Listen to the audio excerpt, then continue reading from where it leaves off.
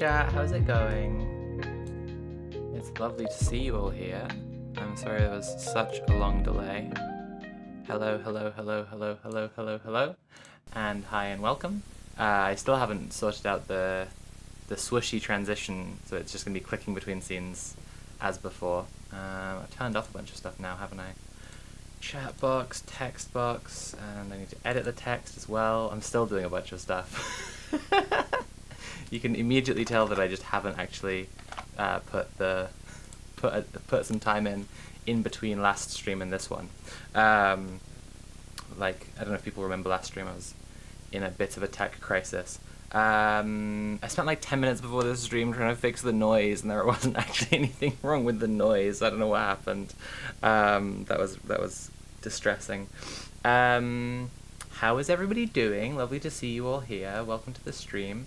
Hello and welcome in. Middle-earth Marxist, Valerie the Lovely Italian, Valerie Valkyrie, 2 Valeries. Wow, we're so lucky here to have 2 Valeries, 2 entire Valeries on this stream. My goodness. Willow, welcome in. Lovely to have you here. Morgana, welcome to the stream. Vodrella, Artist Synthai, lovely to have you here. Hello. Princess Beck Knight 666, welcome to the stream. Always lovely to have you here. Ro the Fairthing Lion, finally I'm back to being a chat groundling. Yes, Ro was recently experiencing the dizzying heights, rivaled only by the Artemis astronauts, of being a VOD chatter compared to being a chat chatter. Speaking of which, hello to the VOD chatters. Welcome back to another VOD, to another Lib Slop stream. It's lovely to have you here, and I'll start off by reminding everyone that when I'm saying about donating to the donation goal, which I'm about to get into in a minute, please remember, VOD chatters, that applies as well. Times is tough. I am poor as shit. It sucks. It sucks being poor. And this is my job, and so I would really appreciate if you regularly enjoy my content, then please consider paying for my content. By using the link below if you're a VOD chatter, and if you're a chat chatter, I'll carry on with the hellos now, because I don't want to miss people up. Shirara, welcome back, lovely to have you here. What, delivering the mail? Oh, that's the coolest job! Someone's won the prize! I'm so jealous. Tori Kabori, lovely to have you here. Welcome in, welcome in. So, it's not on the usual day. Some people will be wondering about that. It's not on the usual day, the stream. Usually we're on Friday. Yesterday there were plans that I had that completely evaporated on the way to the plans. So I was like, well, I was gonna stream, but I wasn't that much like it, because also it was my anniversary with my partner Abby. We've been together for 3 years now. And so as soon as it turned out that the event was cancelled, she said to me, shall we go for a nice walk and have dinner somewhere? It was very sweet. But we're still going to do some other cool stuff soon next week as well. I'm really excited about it. Anyway, that's why there wasn't a stream yesterday, and I've now just given like way too much personal detail.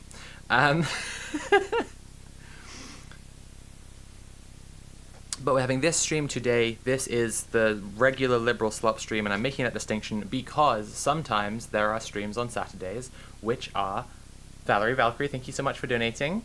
3... Oh, well, I have to hold my hand here to be... Wow, it's like I'm holding myself as a little hologram. I'm going to redo my text alert, my Twitch alerts soon, by the way. I have the outfit picked up for it and everything. There are bonus streams which can be unlocked by hitting the stream goal of any given stream. Today's goal is £150. If we hit £150 in donations today, we will add on a bonus gaming stream next month, which will be on Saturdays. That's why it's confusing that this stream is a regular Lib Slop stream on a Saturday. VOD watchers are hating this, I'm sure, because this is just like zero content for the amount of time this has been running. At least I've gotten better recently at trimming off the music at the start. Sometimes I feel terrible for the most eager VOD watchers who have to watch through all of the music because they get to it while I'm sleeping. Today we'll be absolutely crucifying the slop. Ro, thank you so much for donating £3 as well. Why am my notifications showing up? Happy 3 years? Thank you so much. That's really kind of you. So, my hair's doing something awful today. I hate this. So, if we hit £150 today, we'll add on an extra bonus stream next month. This month, however, we've already unlocked. Thank you for subscribing, Cat Gostef, and saying meow meow. We've already unlocked 3 bonus streams, so there's going to be gaming streams this month, as well as the regular Liberal Slop streams, except I think one's going to have to roll over into May, because I've double booked myself really badly for that as well. I have visitors coming in the last week of April, so I will not be streaming then. Okay, I think that's everything. I think we should just get into it. Let's see. I've gotten way too long. This sucks. Okay. Happy anniversary to Mrs. and Mrs. Mars. That's so sweet. Aww.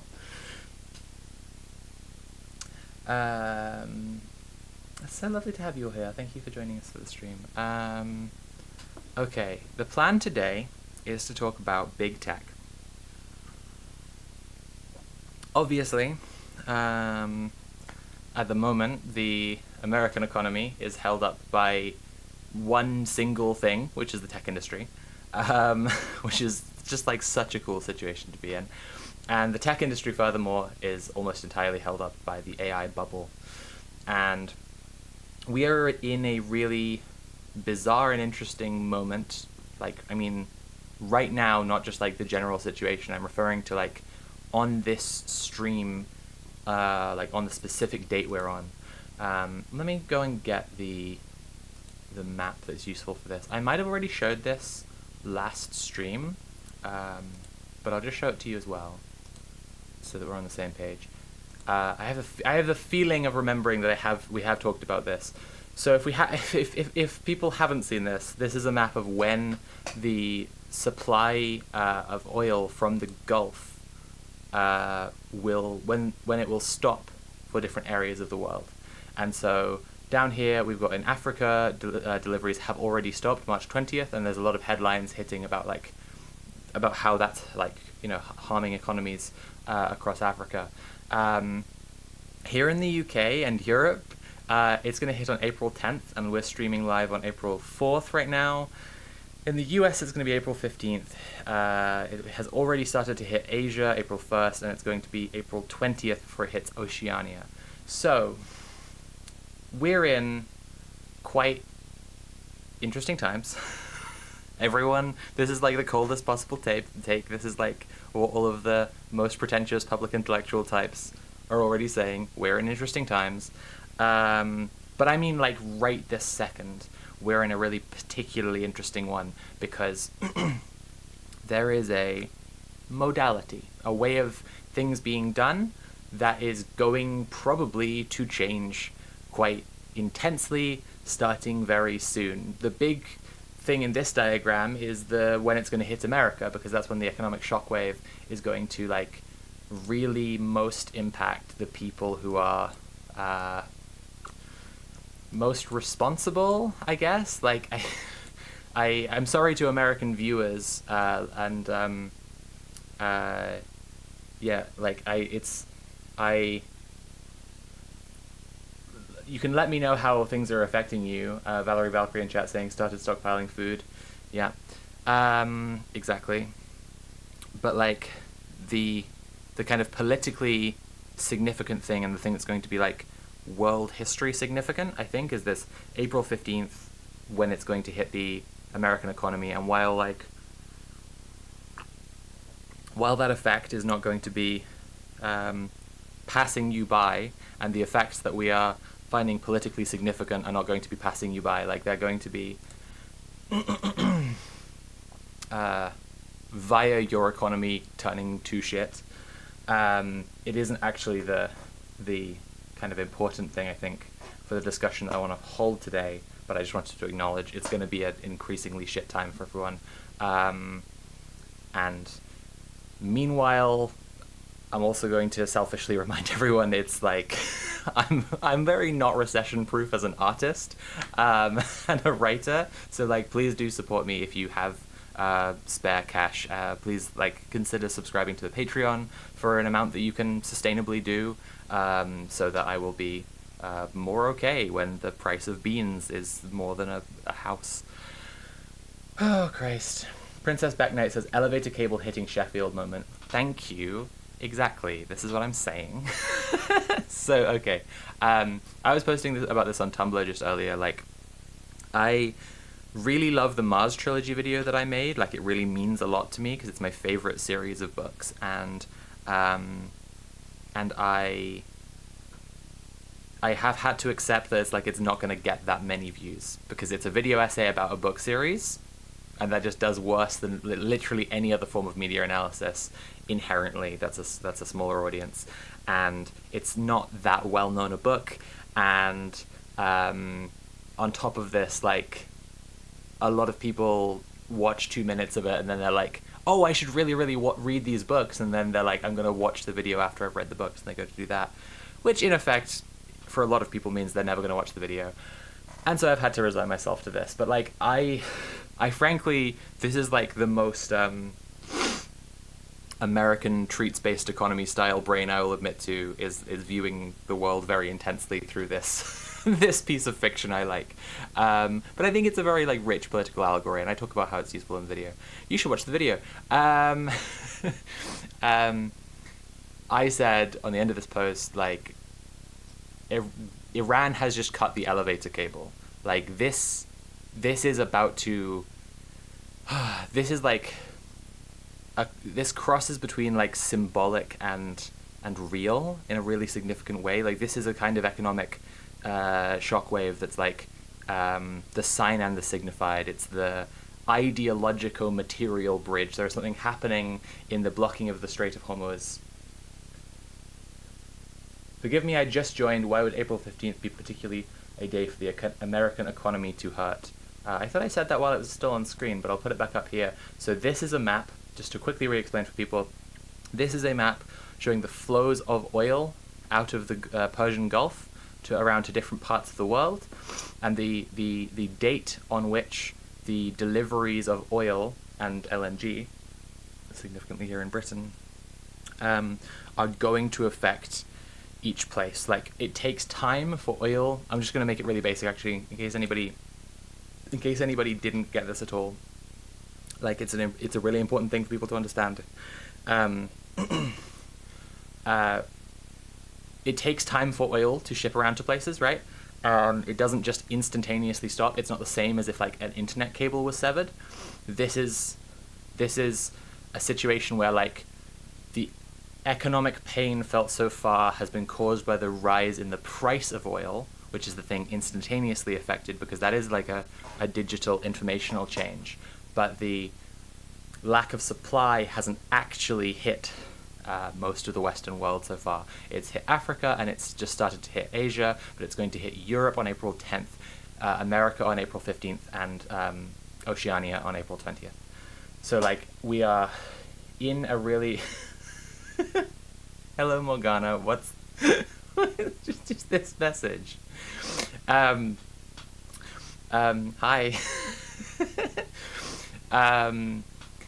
So it's like this economic shockwave that is like traveling outwards, I guess, along the supply lines of this. And again, I'm sure you've heard this already, but like 20% of the world's oil passes through the Strait of Hormuz. Beck says, my puppy and I are getting a second copy of the trilogy because we work so hard on proselytizing the series that our copies spend most of the time on loan. That's really cute. I actually am missing my copy of Red Mars for exactly that reason, and I've been considering buying a new copy because like I really love the cover art, as is probably apparent from my video. But there's a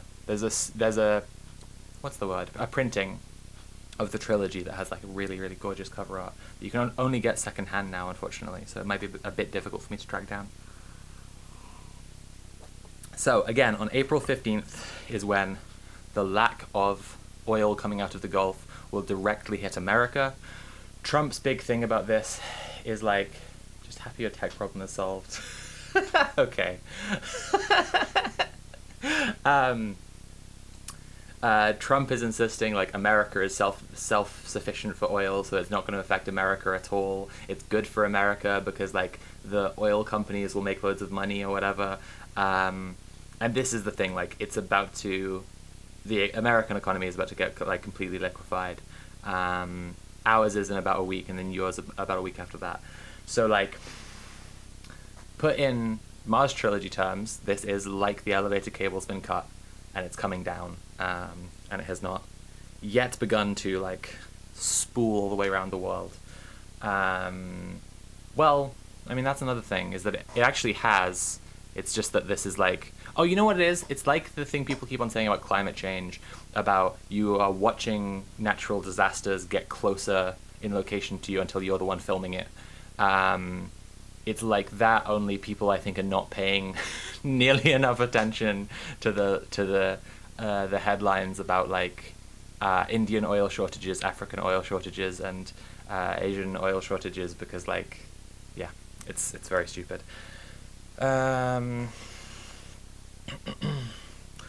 Carney has the opportunity to do the funniest possible thing right now and cut off Canadian oil sales to the US too.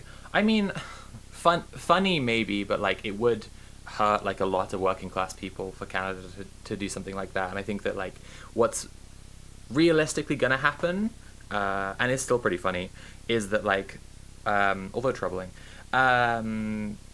Canada is going to use the ongoing supply of Canadian oil to America to try and like gain more power. I've been saying for a while, like I think Canada is moving geopolitically into like the position of new imperial capital. I think people think about imperialism as American imperialism, but the process by which America became center of this empire was not by like conquering a pre-existing empire and expanding a territory across Europe and whatever, the whole rest of the world. It's like there were several empires extant in the world, and at the end of World War II, like the settlement and negotiation between them formed a sort of conglomerate empire, and the US has just been the capital of that. There is a strictly like hierarchical downstream flow, and what sadly a lot of the time Americans seem like quite unable to perceive it unless they're like a very very dry Marxist. Yeah, I think that this conglomerate imperialism is entirely capable of relocating its imperial center within the imperial core and making Canada the capital instead. And I think like the competence of Mark Carney should probably be assessed by how well he does that job, like how well he makes it into Canadian imperialism instead.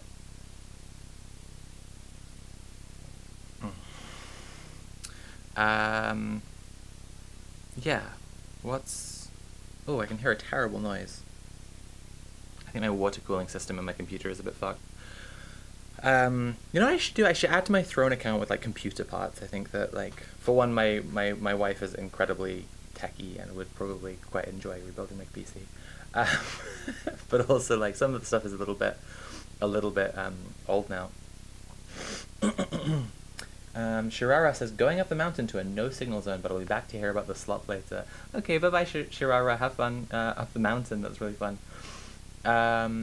Morgana says, oil reserves are about to run out in Europe. What then? So, I don't know about them running out. I know that ours are significantly worse than China's. China has said that they would be able to manage without significant imports for like 6 months, I think. We do not have like nearly the preparedness of that. I mean, this is just gonna like wreck our shit really badly, basically.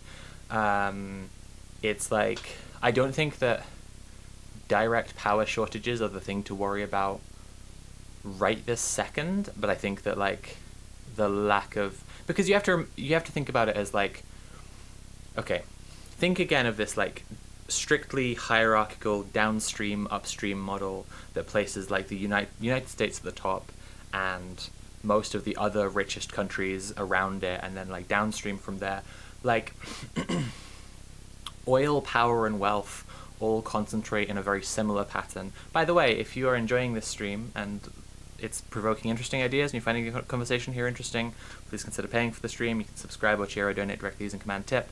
We're trying to hit £150 on the stream today, and we will get to the slop soon. I just think this is like important context for us to all be on the same page before we go into this stuff. So oil and power and money all do very similar, like move in very similar like broad directions along the like imperialist system. And so when 20% of it goes missing, there'll be a concentration away from the people that the system, the capital mostly, just deems like less deserving. So the poor, right? When we are asked to pay more in our energy bills or more for consumer goods, more for stuff that's had to ship places, more for the like, plastics, everything. We are directly funding the like ability for the people with the most money to keep their infrastructure in place, right? It's like, this is how, yeah, just on a basic level, like there's going to be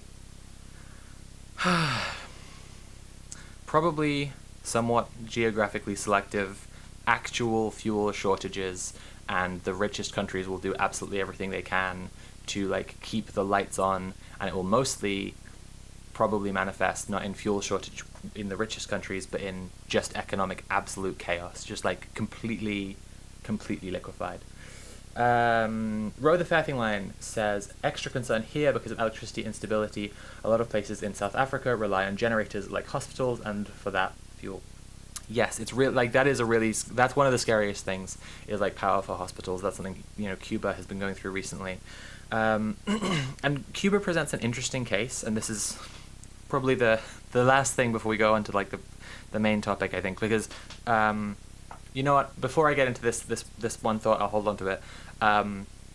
The main question class that we're looking at today is like, what do we think is going to happen to technology, to the tech sector, to the tech monsters, all of this shit, as empire collapses? Because they're not going to just disappear.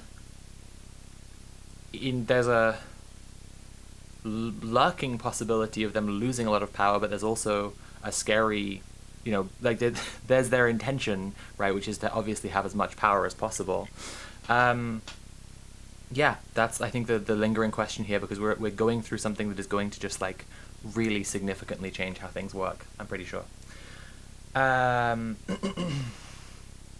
Tarnish Tiara says, one of the hurdles of Canadian imperialism is that the whole country is very performative. It's set up to have bombastic leaders who make sweeping speeches about variable geometry, and then actual policy blocks any business interests beside the present oligopolies. There's a lot of brain drain. There's also a lot of memorandums of understanding between countries without any tangible outcomes. Yeah, I think the fact that that Canada is like 3 energy companies in a trench coat is actively a mark in their favor for being imperial capital of this conglomerate imperialism. Because the thing that rules the empire is capital, right? So like being effectively just more driven by the whims of capital is exactly what's needed for being the center of everything. But America's specific interpretation like they're, think of this as a priest class. Like they have an interpretation of the wills of their god, and like the American ideology has simply devolved into like such self-destructive and even ally-destructive gibberish that like it's becoming unsafe for people to invest in. They're making themselves expensive, and this is exactly where Carney will try and is right now trying to seize power. Tori Kerbori says, I suspect the biggest problem is going to be supply chain collapse as shipping becomes more expensive / difficult. Yeah, that's a part of it we could see. Team Fat Bacon says, Taiwan gets absorbed by China, tech progress is hoarded, and by the time Euro fabs come online, it's a game of catch-up, has been my theory for a while. I do not believe China is going to seize Taiwan. I think that if we're talking about like Taiwanese people who want to be part of China, like I could see that happening. I don't personally think that that China is going to militarily seize Taiwan. I don't think it's very likely. Anyway, I appreciate people engaging with the question already, and I'll read more of what the chat's saying. I want to get through this thought about Cuba first. So, an interesting thing that Cuba represents at the moment with the oil blockade going on there is that they've had an immediate shift to renewables, right? Like, China and Russia had different responses. China sent solar panels and Russia sent oil, and Russia has sent, therefore, a thing that will be used up in an amount of time and be gone, unless they send continual shipments, which I hope is their plan. But China sent enough solar infrastructure to be installed to cover 10% of the Cuban electrical grid. That's like... Valerie the Lovely Italian says they might peacefully annex it, I don't know. What I'm saying is, like, if there was, like... if I could believe in maybe Taiwanese people having a referendum about it or something. I don't know. I just don't see China doing that military kind of military move. So this shift has been a forced shift in a green direction, and I think that, like, for one, we've had a lot of people for a long time have had the idea that, like, a shift in the direction of, like, renewable energy and away from fossil fuels would be a shift of conscience, because that's the way that green politics are discussed in the imperial core, right? Just trying to get people to, like, engage their conscience with the problem. And actually, oil paid for in dollars is American power, right? So like, being able to have oil from Russia, or to to be able to have oil from Russia, probably not paid for in American dollars, or to have renewable energy means independence from American imperialism. And so Weirdo of Oz says, just made a transgender person, brackets me, dinner, #based. You should write into based@redplanetshow.com about that. That's that's very based. What was I saying?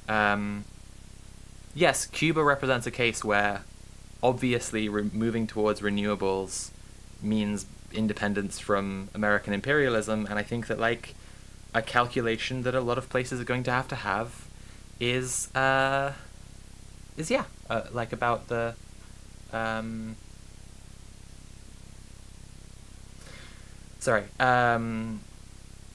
is about their independence from US empire, and that was a harder calculation to make when the economics of it was, like, working for countries that have been, like, client states of America, and as it stops working, much less so. I think that, like, while we're on the subject of power specifically, I mean electrical, I mean, like, generating power for the power grid power, one big test of the shape that the, like, conglomerate imperialism of capital forms, like, as America falls, I think is... I'm curious how nuclear will look in 10 years, because who is allowed to have uranium? It's clearly a pretty big question. um, you know, where uranium currently comes from and how it moves through the world and where it's used and for who. These are all questions that when you ask them, you find an incredibly extractive and imperialist shape to it. Like, where Canada has uranium, a bunch of it has been on Indigenous land, and so there's pretty much identical shape to like Canadian oil. Where France has uranium, it's come from colonies, including Canada, but a bunch in Africa, and it's like not benefiting the people of those places. It's being, extractively taken via European or Canadian or whatever companies for the benefit of not the people whose land it is. Team Fat Bacon says, doesn't the best uranium just come from like one place? I forget where it is. I don't think that's true. Morgana says, how long do solar panels last? I thought they had a 30-year lifespan. I mean, even if that's the case, like if you have a significant amount of your electrical grid running on solar power for 30 years, that's plenty enough time for you to manufacture, even if your country isn't currently set up for it, to manufacture more solar panels, right? Row the Fair Thing Lion says, Trade Max. Trade Max is scratching my brain in a ridiculous way. Yeah, I mean, that's kind of the thing, right? Capital circulates or it dies, so trade maxing is... I'm not going to say you spoke it into existence, because it's been very existent for a long time, but you that's one way to describe it.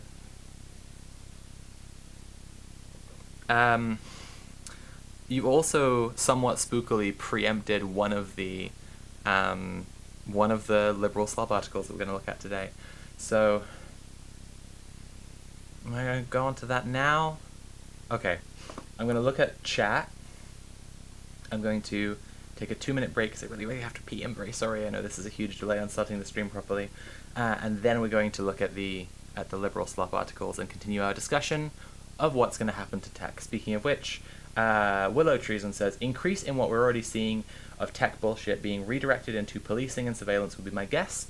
A lot of our nations are already preparing to crank up the big repression dial. Unclear to what extent shit like real-time facial recognition cops have now is an actual thing that helps them, but that's my guess. Okay. Million Peaches, welcome to the stream. Lovely to have you here. Million Peaches says, I think that before Canada can gain any long-lasting imperial power, the US is likely to intervene as it thrashes around and dies, although you never know, lol. I think that I refer you to Trump's post about NATO as a paper tiger, because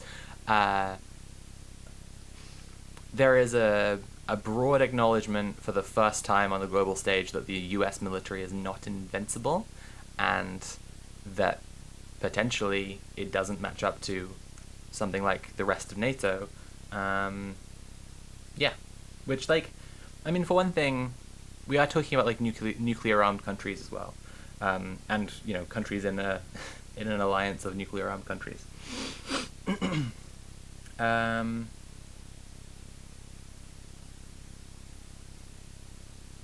Row the Fair Thing Land says it belonged to Million Peaches. Oh, so I've missed a... I see. China... So here's the Million Peaches message. China just wants to trade max. I feel like if we see a unified China this century, it will be because America is no longer capable of keeping Taiwan as a vassal. I think that's that's... Including the word trade max. I couldn't say it better myself. No, it's like... that is a spot-on analysis of the situation, I think. Like, it is American money that effectively keeps Taiwan separate, because basically all of Taiwan's economy is TSMC, the chip manufacturer, and they exist separate from China to benefit America specifically. And so, like, if America... Taiwan is one of the most easily understood client states of America, because they literally have like one company that is a part of the American supply chain that is most of the economy, and so you can see exactly what their job is. Like, if you wanted to define the cultural, political, and industrial significance of a country like France to America, it's very, very complicated, and sometimes it's somewhat antagonistic. But it's still overall in this position of client state, at least for the time being, until the inevitable, the French act French about it as the economy collapses and become China's new biggest socialist friend. I don't know. I don't know if any of that's happening, really. I'm joking around about French people loving to burn things down, which they do. But yeah, Taiwan is just like absurd how black and white it is that it's a client state of America. Okay, I am gonna go pee. I'm gonna start the Liberal Slop articles properly in a couple minutes when I'm back, and I'm even gonna just put music on and leave the camera on, so you know I'm only away for a second. I really promise I'm not disappearing for 15 minutes this time, and I'm always breaking this exact kind of promise. If you've been enjoying the stream, please consider paying for the stream by subscribing or sharing or donating directly using Command Tip. We're trying to hit £150 on the stream today. Okay, thanks.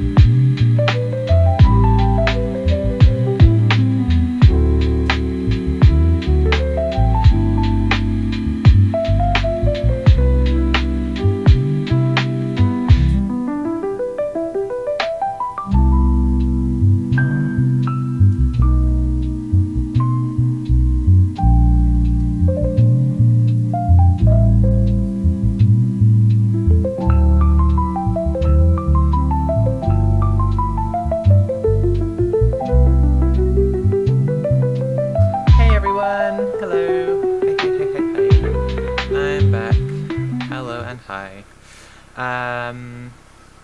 Cool. I feel like we've done enough context of the economic and environmental situation. When I've realized that now, as we go on to the slop, it's going to be shockingly sloppy, because we've now had like, a political analysis of the situation and been discussing it in chat, and what we're going on to is how sorry, I can't even say.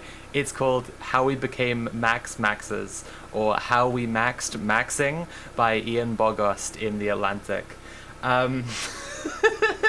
So I hope we're going to enjoy this. We'll see. It's like I say, very sloppy. Atomically Powered, welcome to the stream. I see you just followed. Clue Film Adaptation, welcome to the stream. That's a great username. Okay. So, yeah, like I say, it's just hit me that, like, this compared to having an actual discussion of the politics that's going on right now, it's just like, okay. There are also 2 screenshots of this. I'd like to point out that it's currently called What Maxing Reveals About Life Online. But it's How We Became Maxes in the tab title, and it's How We Maxed Maxing on the original version. And to be honest, I like... because they've changed the title, I'd rather read the original version here, just in case they changed anything else. I think I'd just rather have the version they're ashamed of, since we're already having a very sloppy article. Sounds like someone just learned a new meme word. Yeah, there's gonna be quite a lot of that in this one, unfortunately. We're gonna move through various levels of like serious analysis about the politics around tech and social media in this stream. Jesse L, thank you so much for tipping £5, and you left the message, my dinner is about to arrive, and now my liberal slop has too. Yay! Okay. I'm less excited about this, but here's the... Okay. How We Maxed Maxing. Subtitle: Looks maxing and its cousins are fake trends, but real expressions of the internet's intrinsic drive towards extremism. Now, this obviously piqued my curiosity as soon as I saw it. They're talking about how the internet is driving people towards extremism in relation to looks maxing. This feels like they might have at least passingly interesting politics. Wee. Okay. But I think this is okay. We're gonna get into it now. It's by Ian Bogost. Fenkirk says, "Is maxing the new slop?" It genuinely really bothers me.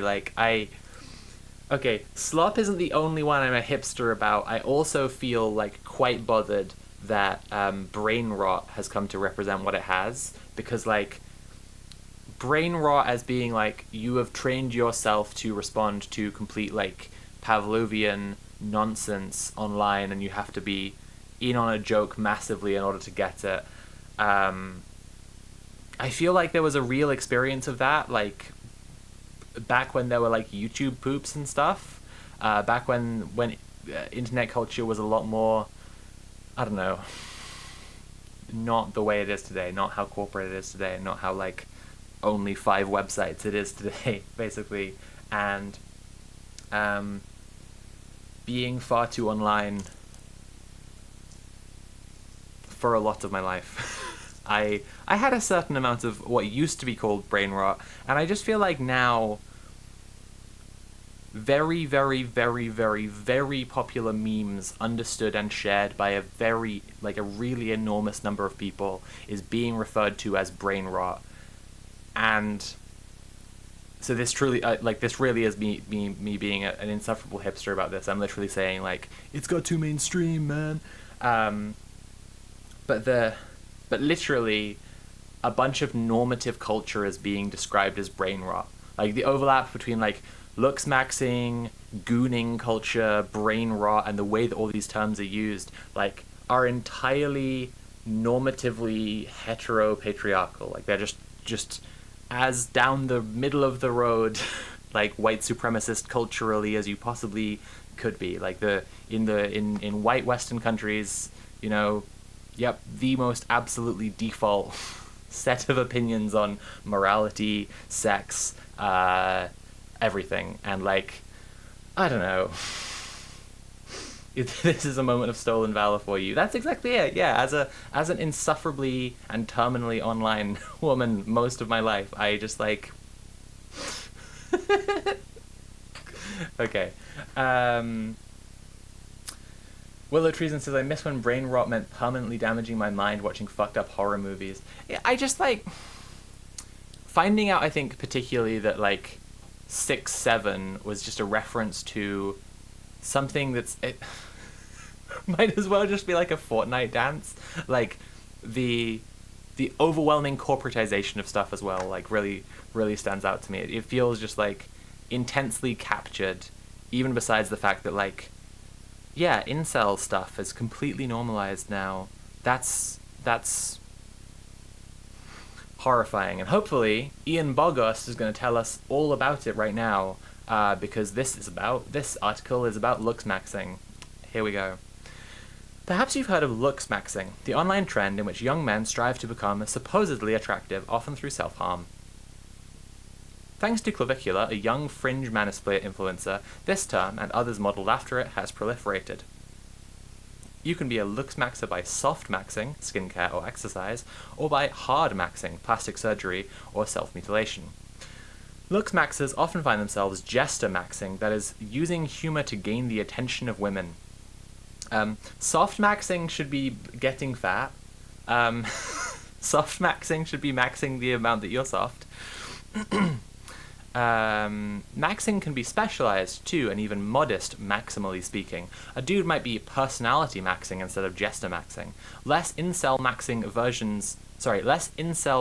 versions might entail health maxing, what people called wellness approximately 10 minutes ago. Want your gut to be more regular? That's fiber maxing. Want to build bulk? You're protein maxing. Some so-called tradfem women want to bear more children through fertility maxing, a process our culture once understood as getting pregnant again. Maxing goes the other way too, maximizing harm instead of benefit. Maybe you've got a drug habit, in which case you might be pill maxing. Anorexia for some is now starve maxing. Even everything worth doing seems to be worth maxing. Want to use technology less and pursue human connections more? That's friction maxing. That's friction maxing? Can anyone explain this one to me? This is me absolutely just being old now. I'm becoming old on this stream. Chat, let's become old together. With slop maxing. Absolutely. I'm feeling maxed already. Yes, this is like... It's just like... Okay. I know not everyone can be quite as clever as Ezra Klein. Sorry. Sorry. But the way that some liberal slop is like, this person is a professional writer, so what we've paid them to do in this case is come in and just, like, play with words and make you, like, make an article that will make you just, like, get sick of seeing this word over and over again. And it's truly entirely insubstantive. But they have to have a take in order for it to be worth reading, right? So, like, we have to pretend there's some kind of political analysis to this. And this is why, yeah, this is what we'll be getting to.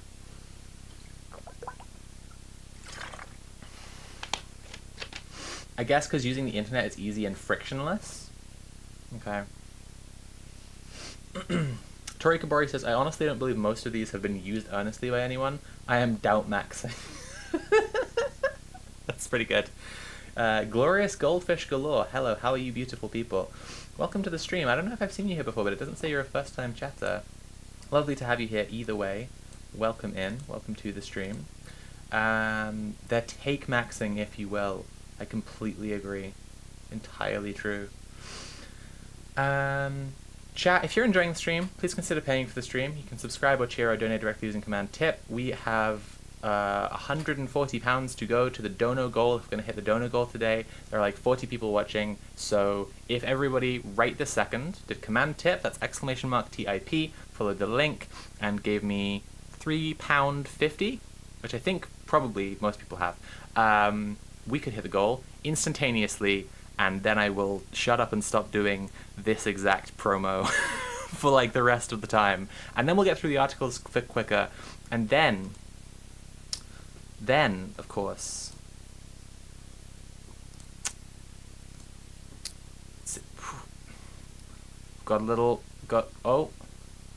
oh, what's this?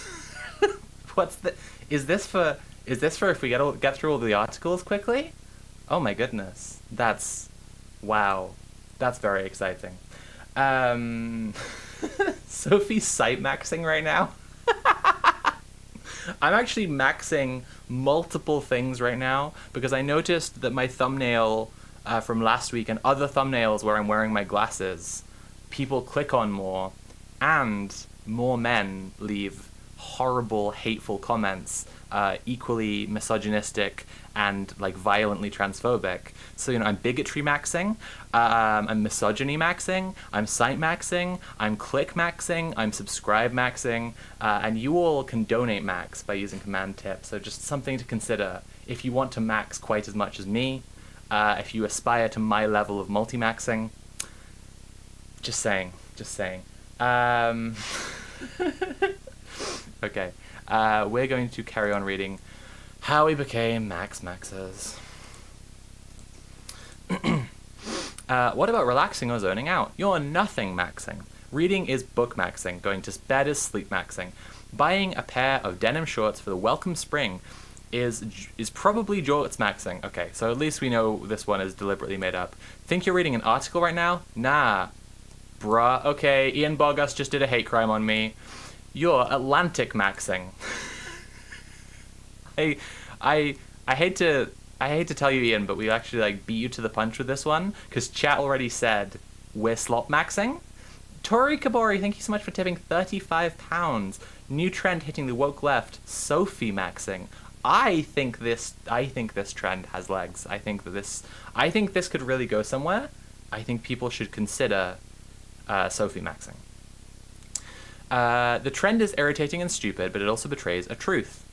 The online life is an extremist one, and the result is fatigue maxing.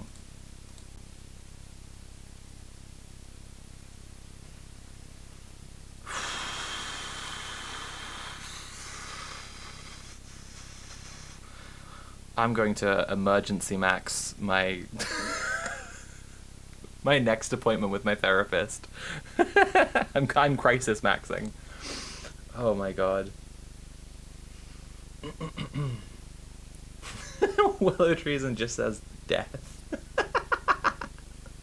I'm pretty fatigue maxed right now. Yeah, exactly. Like, we're actually all not fatigue maxed by maxing culture in general. I'm fatigue maxed by all of the misogynist extremism, which, hopefully that's what we're here to talk about, right? Because the article's about extremism. Sophie maxing is when you have legs and you know how to use them for donation maxing. What? Are you donating with your legs? I'm very impressed. Okay. As with any trend, but especially in the depths of YouTube, Reddit, 4chan, Discord, Kick, or any of the other very online places, maxing is overblown. Not many people are saying any of these things, at least not in large numbers. Instead, they are consuming protein, getting pregnant, and even reading books. Okay. What about the culture around someone being a trad femme, maybe, or being hyper-focused around getting the attention of women? Are we getting... Okay. But an idea can become potent through its rapid depiction in culture, including articles such as this one, which maxes maxing even as it attempts to minimize it somewhat. In what world are you attempting to minimize maxing right now? Can I just be like... Okay. Two tangents, because I just reminded myself in saying minimize maxing that, like, it's so annoying that the term it comes from min-maxing ultimately, but we've just like completely forgotten that you should minimize anything. I guess that's the Ian Bogos take here. We've forgotten how to minimize anything. But in a much more real sense, like, how are you trying to minimize maxing culture when, firstly, you work for The Atlantic, secondly, you're not addressing what this is like intensely about in your core take here. You're saying, like, the internet makes people like big stuff too much. The internet makes people like it when there's lots of a thing they like too much. It's just like, no, that's like a thing people people like. It's caught on as a trend because, like, it's an entertaining idea to take the thing that you like and be like, I'm gonna have the most of it. I'm thing maxing. I'm stuff I like maxing. Oh, Christ. Anyway, here it is. Max is maxing even as it attempts to minimize it somewhat. Like, you haven't even really been that critical of the cultural thing so far. Online, our odd verbal tics do better. The figurative, literally, I can't, I'm dead, this, can seem like a mania. News about a mania can help make it a reality. So you know, that's great. It's honest, deep self-reflection time. I can't wait.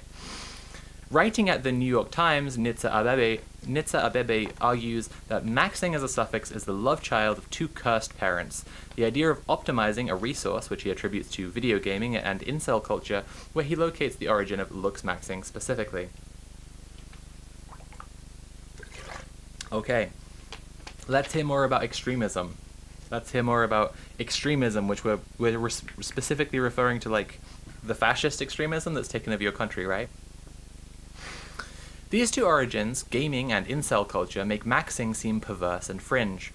Critic maxers hope clavicular is, as my colleague Will Gotzigan put it, a curiosity. In other words, a freak. But a freak who might be dangerous because his words and actions could spread. Perhaps they already have. Gotzigan's concerns, for example, were affirmed by the hateful, violent, and anti-Semitic abuse he received from clavicular acolytes after requesting an interview with the looks maxer-in-chief. This version of an online extremism's story is a comforting one.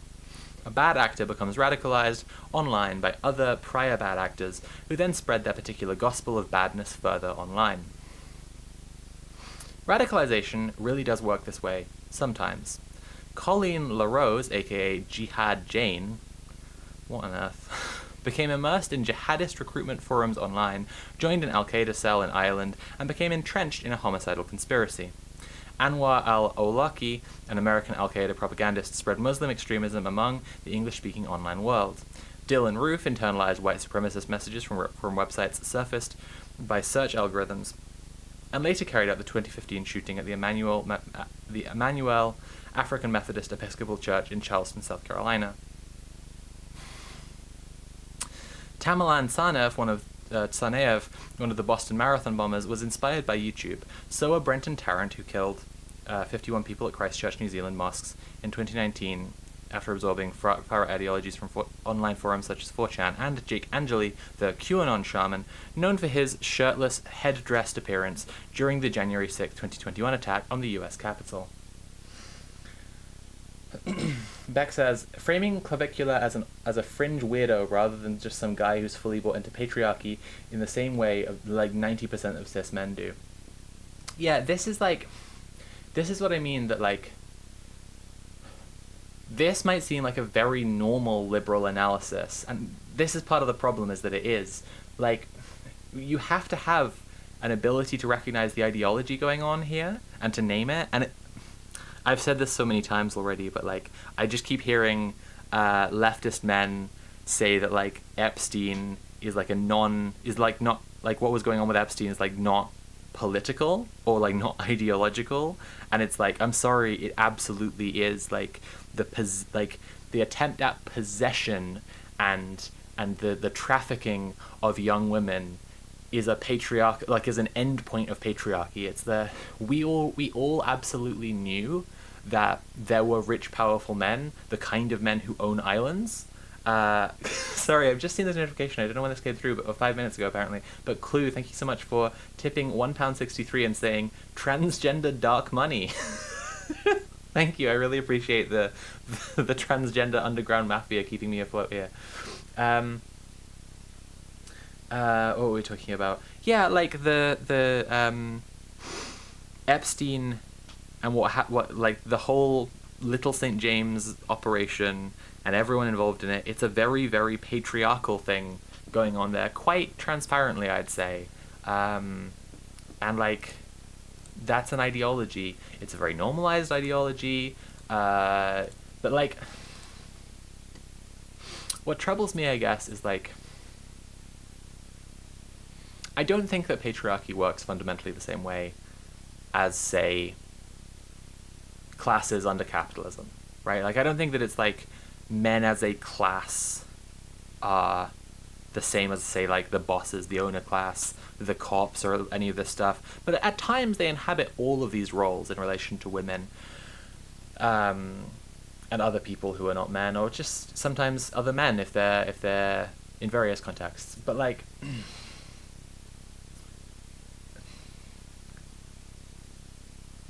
an ideological agent, I think, is a useful term here, maybe. Like,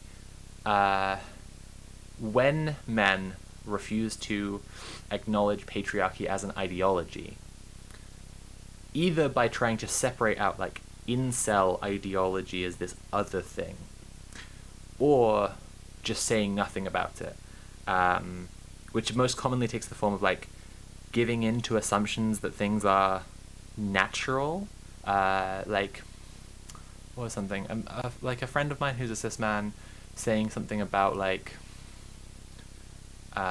seeing a claim that, like, that sexual assault is, like, natural, is like, happening all the time between animals, and being, like, kind of flummoxed by this. And I was like, why would that necessarily be the case? Like, I'm sure that is, like, there is some amount, like, a known thing that there is some sexual violence in the animal world, but the way this is being phrased is as if there is never, like, loving relationships between animals, like, as if, like, this total ultra Hobbesian Mad Max ideology rules. I mean, we literally call it, like, the law of the jungle when we're referring to, like, natural selection and a sort of violent physical domination between animals, whatever.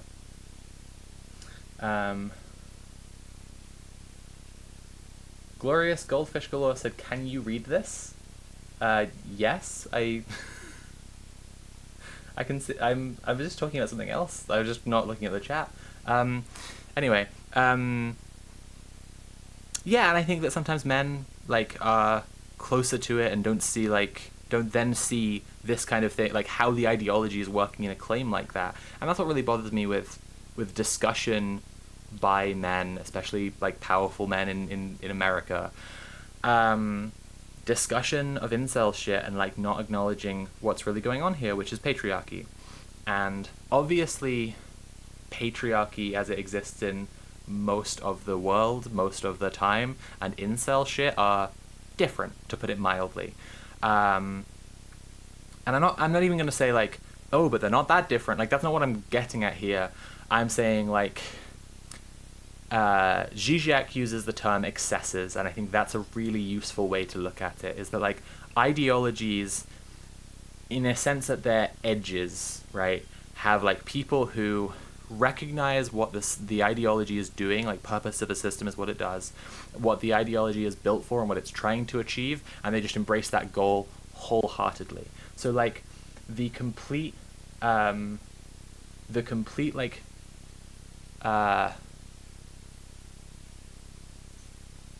what was I going to say? Sorry. I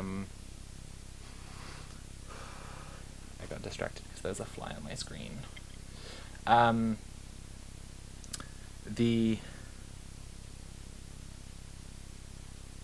was talking about excesses. So, like, sometimes at their edges, ideologies have, like, these excesses. Someone takes on the goals as they see it of the ideology as their explicit goals. And so the nakedness with which, like, incels pursue a not just like what the 1950s was like, but like an idea of it like massively intensified and far more explicitly codified in law.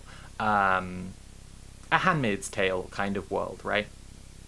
The fact that they do that is because it's an ideological excess of patriarchy, and you need to be able to name that it's an ideological excess of patriarchy, right? Like, in order to address what's really going on there. Because this is kind of how we... Pardon me. In discussing social media today, this will, I think will be quite important, because I think the thing that continually bugs me about discussions of social media, and especially like social media and kids, and should we ban social media to stop the rise in like misogynist attitudes and violence among kids? Like,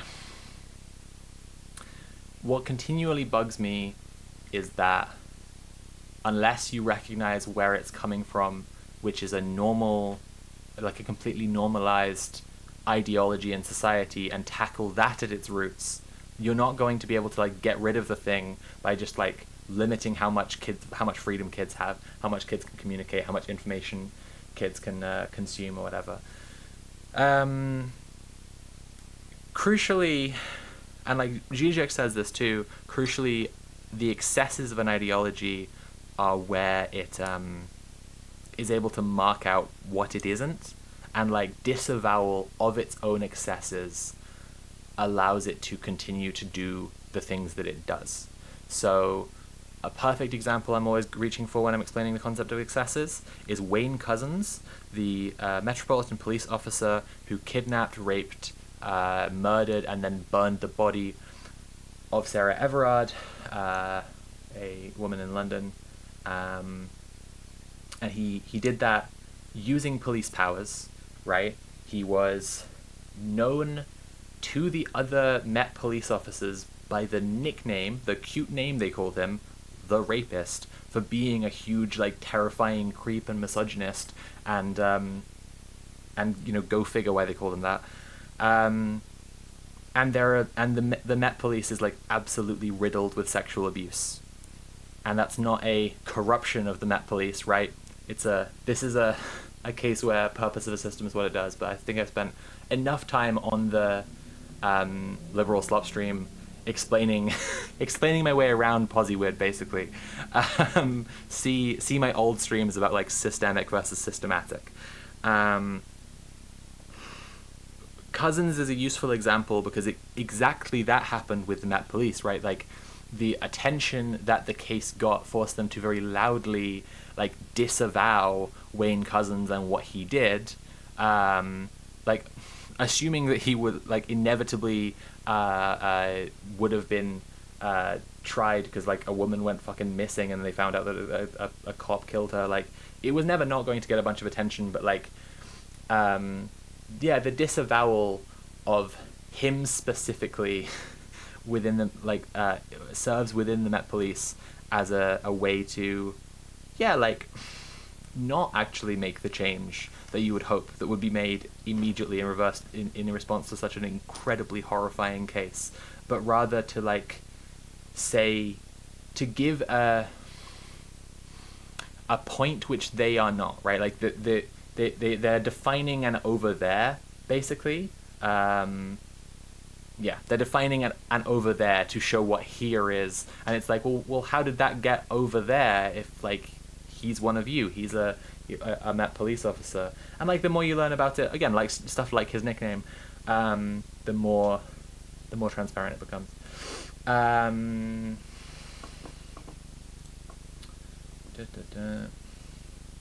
Morgana says the whole social media discourse reminds me of school bullying discourse. Yeah, absolutely. Like, just like let's just treat children more like prisoners. That's the solution to this. It's like, I'm sorry, like, kids are learning attitudes and behaviors from places. Like, this is not, you know?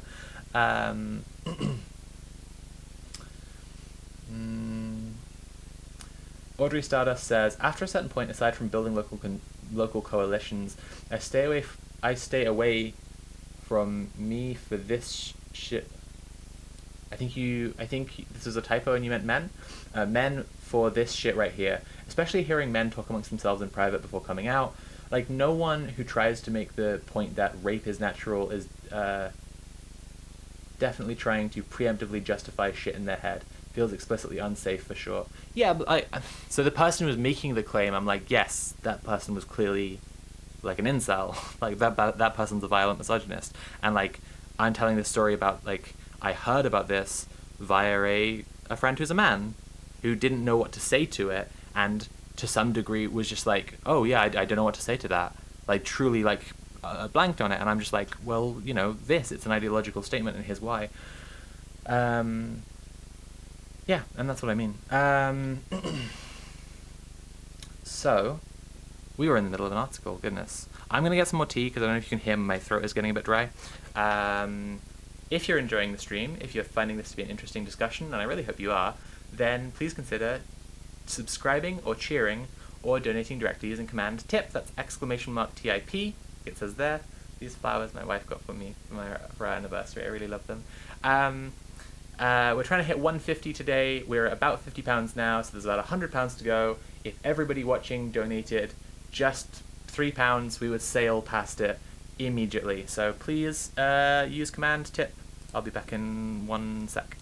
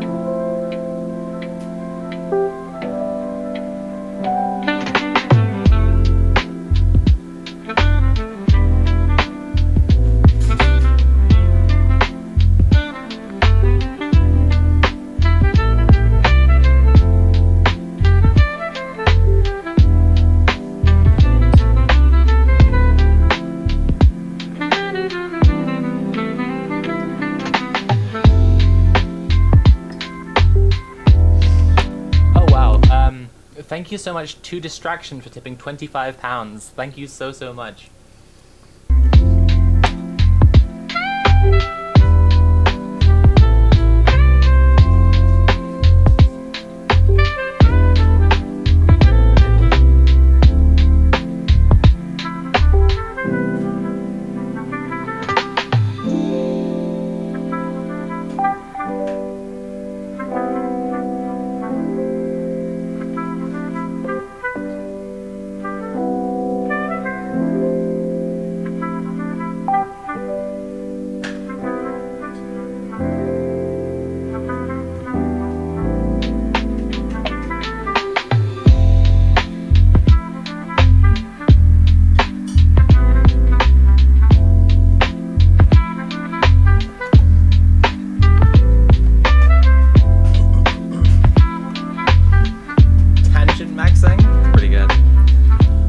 Okay, we're back properly.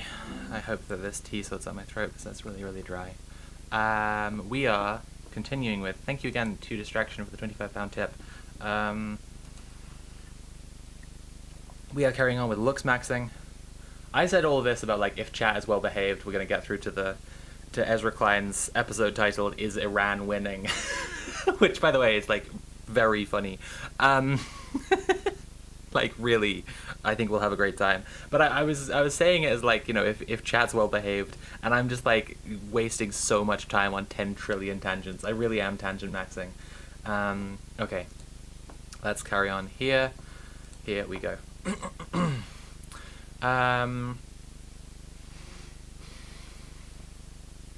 Though distressing, these well-known individual extremists offer consolation for aspiring normals because they represent a perversion of norms, even while also threatening to erode those norms.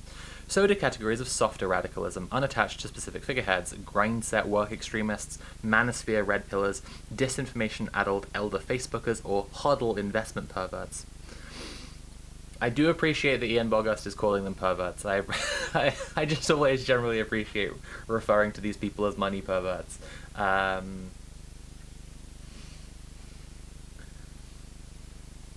be fair, we as chat are procking the tangents. That is true. That is true. Yeah, okay, it is actually entirely chat's fault. No, I think I'm going to carry on with the article. That's what I should be doing here, right? Okay.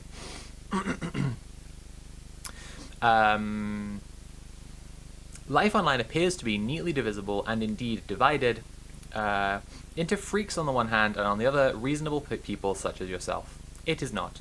Online life is extremist in deep and broad ways. The intensity of internet life, even under ordinary circumstances, pushes us toward extremes on any topic, on every topic. That's very true. No idea, belief, purchase, product, or event can be ordinary or innocuous. Everything must be done with absolutism, and those extremes must be performed in public, online. Big agree here, actually. Sorry, I dropped something on the floor. This is definitely the part of the article I'm most shocked he didn't use normies. It does seem like a missed opportunity. When an influencer announces that she is obsessed with a makeup palette, slop bowl, or imported low-cost garment, her verbal tick spreads. Suddenly, ordinary people... I will say about this bit, you're doing an article about how clavicular a male influencer with a male audience is, like, doing something toxic, and you're like... So when I talk about an influencer, she is obsessed with makeup and whatever. Suddenly, ordinary people also become obsessed with cleansers. They discover peptides they, quote, can't live without. Mild enthusiasm doesn't travel online, intensity does. The algorithm and the economy that supports it first escalates a speech that overstates the emotions that underlie it. As the speech spreads, the feeling follows. People truly come to believe that they cannot live without a particular peptide or a palette. I hate this part, actually. This is, like, immediately, feels a step removed from, like, oh yeah, people are coming to believe through online trends that they can't live without hormones or something, you know. I don't like this bit so much because, or this part of the underlying take that we're getting to now, because I think that in a system where people can communicate freely, yeah, big emotions do travel more easily. That's much more of a, like, a human beings thing than an internet thing, I'd say. I think that if we're going to talk about, like, the prioritization of some feelings on the internet, it's not just that, like, we lose a lot of nuance. Like, you lose a lot of nuance when you talk to a large crowd of people. Talking about how the internet is structured towards the interests of capital and why that means that people are incentivized to speak to the most people possible. Like I often say, I'm not trying to be like the communist YouTube channel with the most subscribers on a burning planet. I want like a good audience, not like a big audience, which I know sounds like a cope, but very sincerely, like I've seen people blow up from having, like, something viral, and they have, like, a very fast moving audience, and a slowly built up one is just simply a better audience. What was I saying? If we're talking about the prioritization of some feelings, the prioritization of hyper-reactive feelings and the way that relates to capital, I think, is the most important analysis here, because we have to highlight that, first and foremost, doing things because they're the right thing to do, or doing them because they're, like, helpful or create a good service by other metrics than just profit is a core part of how we need to fix the internet if we're going to fix the internet in any kind of way. Does this guy think consumerist or health trends follow from like influencers using strong words and not like social pressures? Yeah, that's what I'm getting at, and I do think you're right. It is quite like old man yells at cloud here. This is why this is the sloppiest one I think we're going to read today.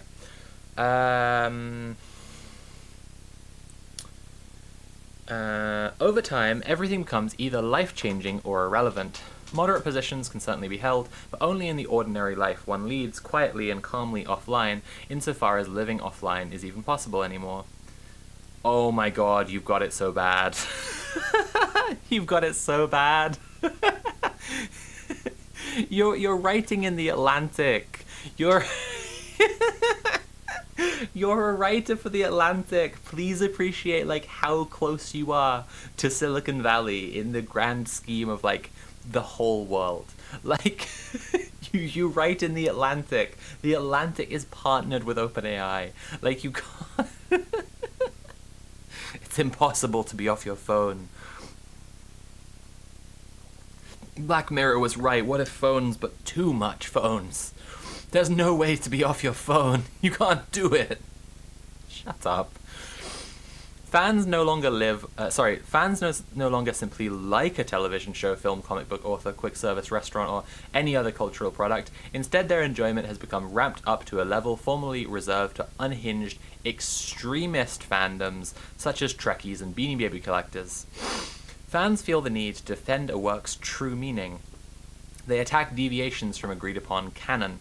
They cease to interpret, but instead draw lines in the sand. For every cultural good, identity has become fused with the object of interest, turning previously normal people leading unremarkable lives into steak and shake beef tallow purists, Harry Potter moralists. That's an interesting term. What does that mean? Or cast iron pan cleaning radicals. Harry Potter moralists. Huh. On Facebook or I'm sorry, it's just like, this is to do with capital. This is to do with money and the profit incentive. And like, it's just that your analysis would not be slop if you just like address that this is to do with the profit incentive and how capitalism specifically is shaping things like media and fandom. I just think that's like, it's just so kind of glaring throughout this. I saw that coming when he said nothing can be apolitical anymore. It's just like, okay, look, the way that cis people will tell cis people not to watch the new Harry Potter show is annoying. Like, it is actually annoying, and some of the time it's working. It's just that like most cis people are liberals. Like most people are liberals. And so when they're telling conservative cis people don't watch the Harry Potter show, they say it in a way that's about like, it largely feels like it's about like defending the honor of transgender people, right? It's like an association with J.K. Rowling. It's a bad thing to do to give your like energy or whatever. And most trans people, when you talk to them about this, they're like, yes, J.K. Rowling directly funds hate groups, like directly gives the money that you give her. You go, here, one Harry Potter, please, one Wizard Boy, please. And she says, thank you for the Wizard Boy money. I'm going to spend this dollar on saving up so that one day I can fulfill my dream of having 2 yachts. And this dollar is going straight to the worst fascists. In order to dismantle feminism and trans women's safety and all of trans people's lives in the UK and abroad, and women's rights along the way because of her insane turfism. Hey, remember when this article was about clavicula? Pretty good. When trans people explain the Harry Potter situation, they're like, this money goes to trying to kill me. Like, like the money that you give to the Harry Potter people, it goes to trying to like ruin my life and kill me. And when cis people talk about it, they're like, whatever. That's this tangent neatly resolved. We'll go back to it. um, On Facebook or Nextdoor, a missing package can never represent a simple misfortune or misunderstanding.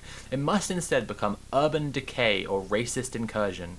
A loud car heard blocks or miles away represents social breakdown. A dog let off the leash becomes indicative of moral rot. An opinion offered offhand suggests a secret wickedness that must be exorcised.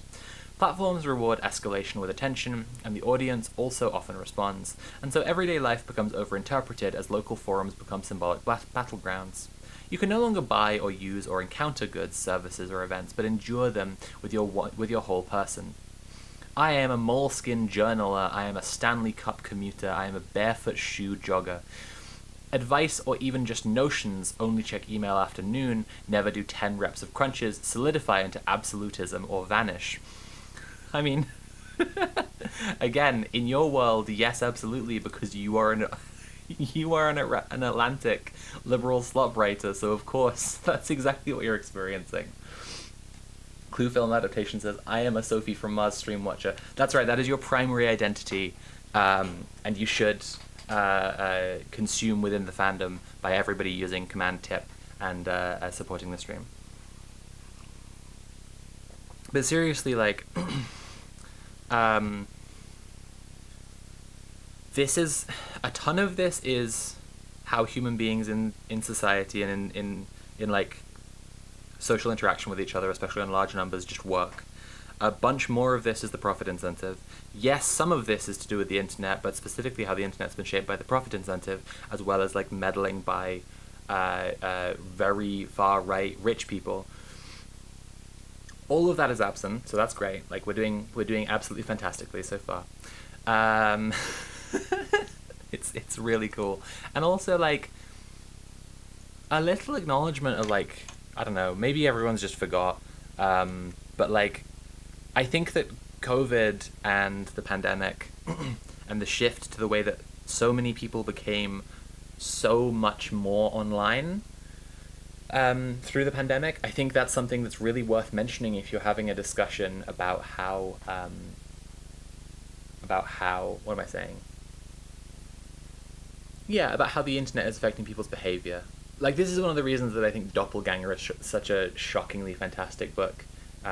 Obviously, Naomi Klein is just a great author, but like Doppelganger is so good because it does actually document that shift in how people have behaved. And like, again, you have to confront something about capitalist society if you want to get to the core of that, which is alienation. People are not in community with each other. People are not just spending enough real world social time together. Like, they're pointing out that people are becoming so like extreme in all of their expressions about expressions of feeling about absolutely anything.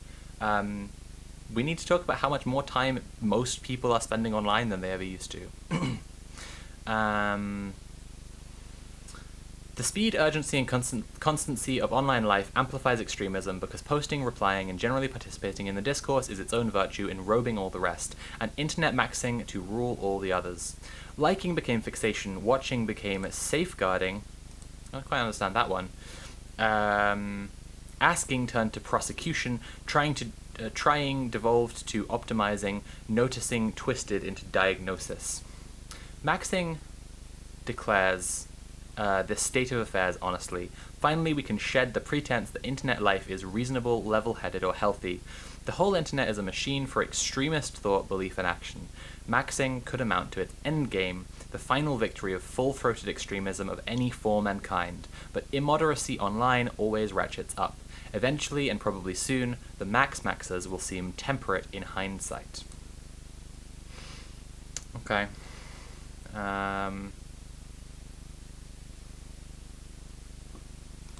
What do I have to say about that? Chat. What do you think of what did you think of all that, chat? Shirara, thank you so much for the £25 dono with the message. Thanks for the delicious, disgusting slop. Thank you so much for the donation. I really appreciate that. Everyone, we are trying to hit £150 today on the stream, and if we do, we're going to add an extra bonus stream, which will be me playing Resident Evil 9, to the streaming agenda next month. We have 3 bonus streams locked in already. You could make me owe you a 4th one if you'd like to keep on watching me play Resident Evil. I've installed 1 or 2 mods. 1 or 2 mods since last time I streamed Resident Evil, which you may enjoy. We will see. I've just noticed that my post announcing that I was going live on Tumblr has just been like, the progress bar and it has just been halfway on my phone this entire time, and I've been live for 2 hours. Oh, what have I done? Okay, maybe I need to use the Wi-Fi? Sorry everyone. This is a very boring diversion.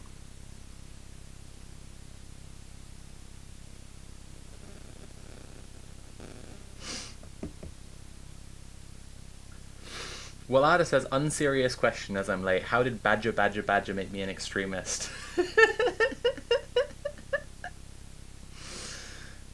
It's good. I'm not gonna try and fumble through an analysis of of how mushroom makes everyone as extremist as possible. Chat. Chat.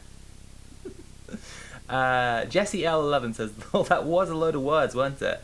Absolutely. That's the best take on this, I think. Yeah, I don't know. I think that, like, the... this comes out so nothing-y, like this article, because... I don't know. I think one of the things that defines really classic slop to me is, like, it's approximate to some worthwhile analysis. And this is why I wanted to get on the same page with, like, you know, like, our opinions about how things are going with the tech sector and the internet's role in people's lives at the start of the stream, so that the gaps will be more apparent, I guess. But just, like, actually, I think Princess Back Knight 666 put it pretty well when a couple minutes ago she said, remember when this article was about clavicular? Like, nominally this was about looks maxing and clavicular, but really is obviously just a soapbox for this Atlantic writer to, like, yell about how the internet's annoying. And it kind of touches on some stuff that is, like, I guess we could say real enough. It's real enough.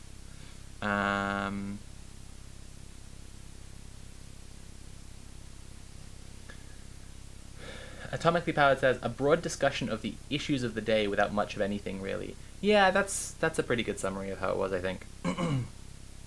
Some gymnastics to include personal gripes. I just find, like, the discussion of rising misogyny so incredibly absent from it. It's really bizarre to me. Like, I don't know. Yeah, I just think, like, what's about how badly women are being treated in society? What's about how, like, it's, like, absolutely jokifying, or would it be gestapilling now? Is that what you'd say?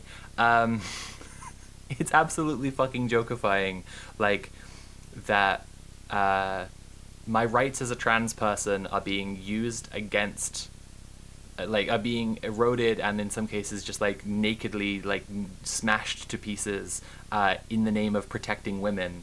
And so my safety as a woman is the thing being, like, being gestured at. I'm like, yeah, there are a bunch of ways in society I feel really unsafe as a woman. Oh, I'm glad you're doing something about that. Oh, by taking away my rights. Okay, sure, yeah, okay. And, like, most cis women as well are just like, how is this helping? I think that one of the worst bits is, like, I already mentioned Wayne Couzens and what happened with the Met police officer who raped and murdered that woman a few years ago. Like, within that context, and within, like, kids becoming incels and like the murder of Brianna Jai and stuff like this. Within all of that context, the UK moving to like make misogyny a hate crime, that shit makes me completely insane. Like, chat, I think I'm gonna try and remake this post. I'm really sorry that this is like yet another tangent away from the stream, but as we know, I am tangent maxing, I am distraction pilled, I am scatterbrain maxing at the moment on this stream. Okay, let's try again. So, I look cute in this one, and that one, and that one. Yup. Hey, come watch me stream.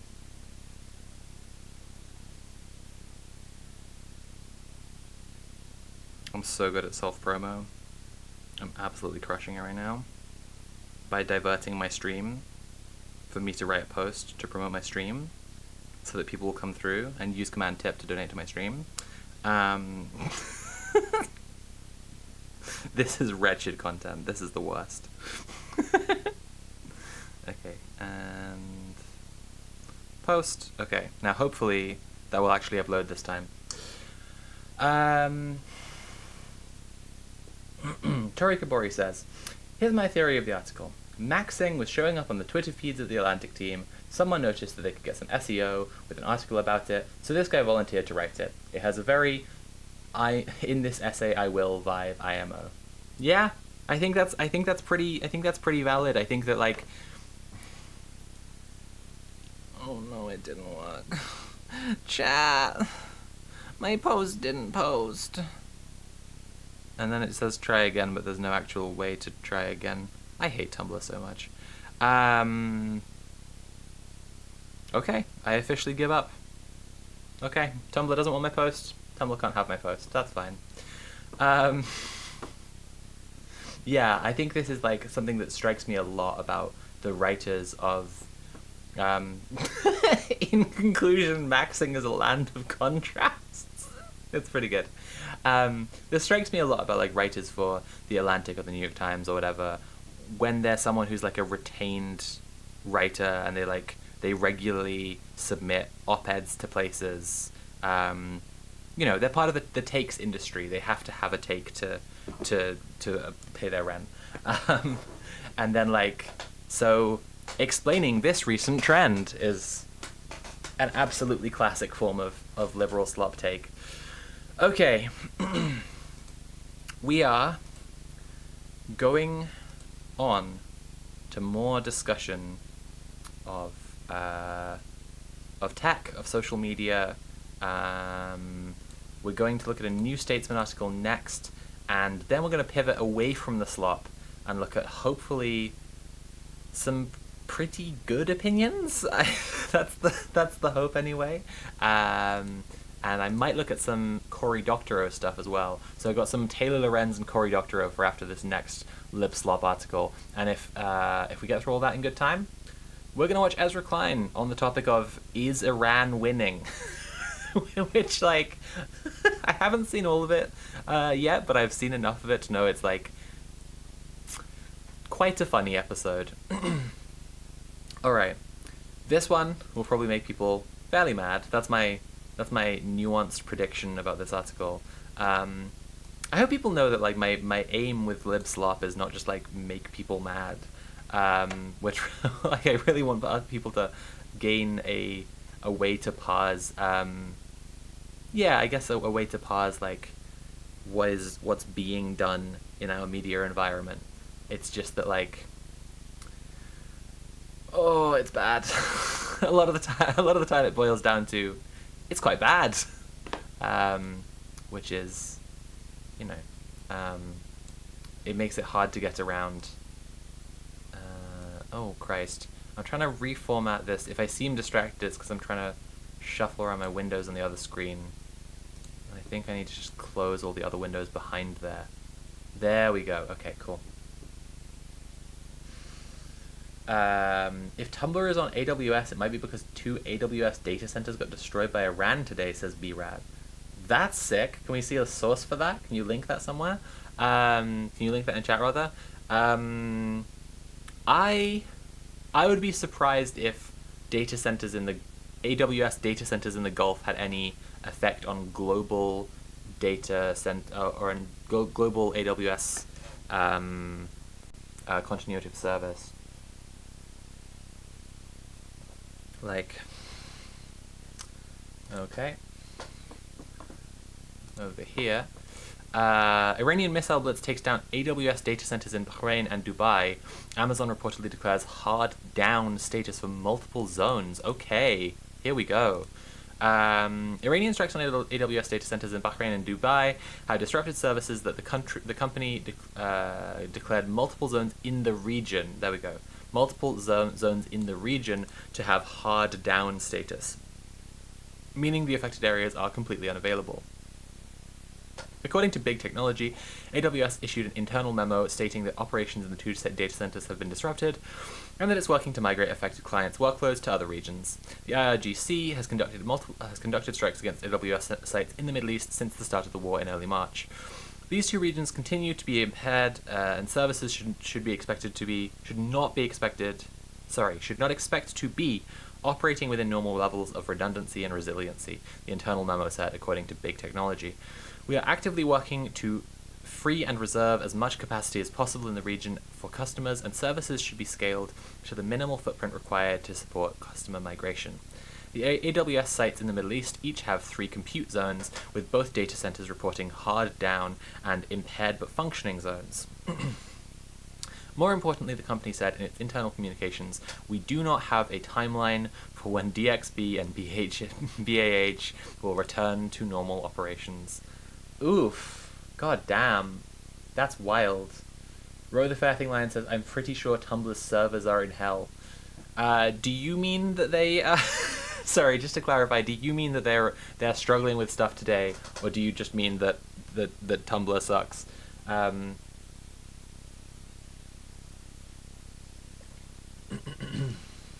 B-Rat says, thank you for Drella for the link in the Red Planet Discord.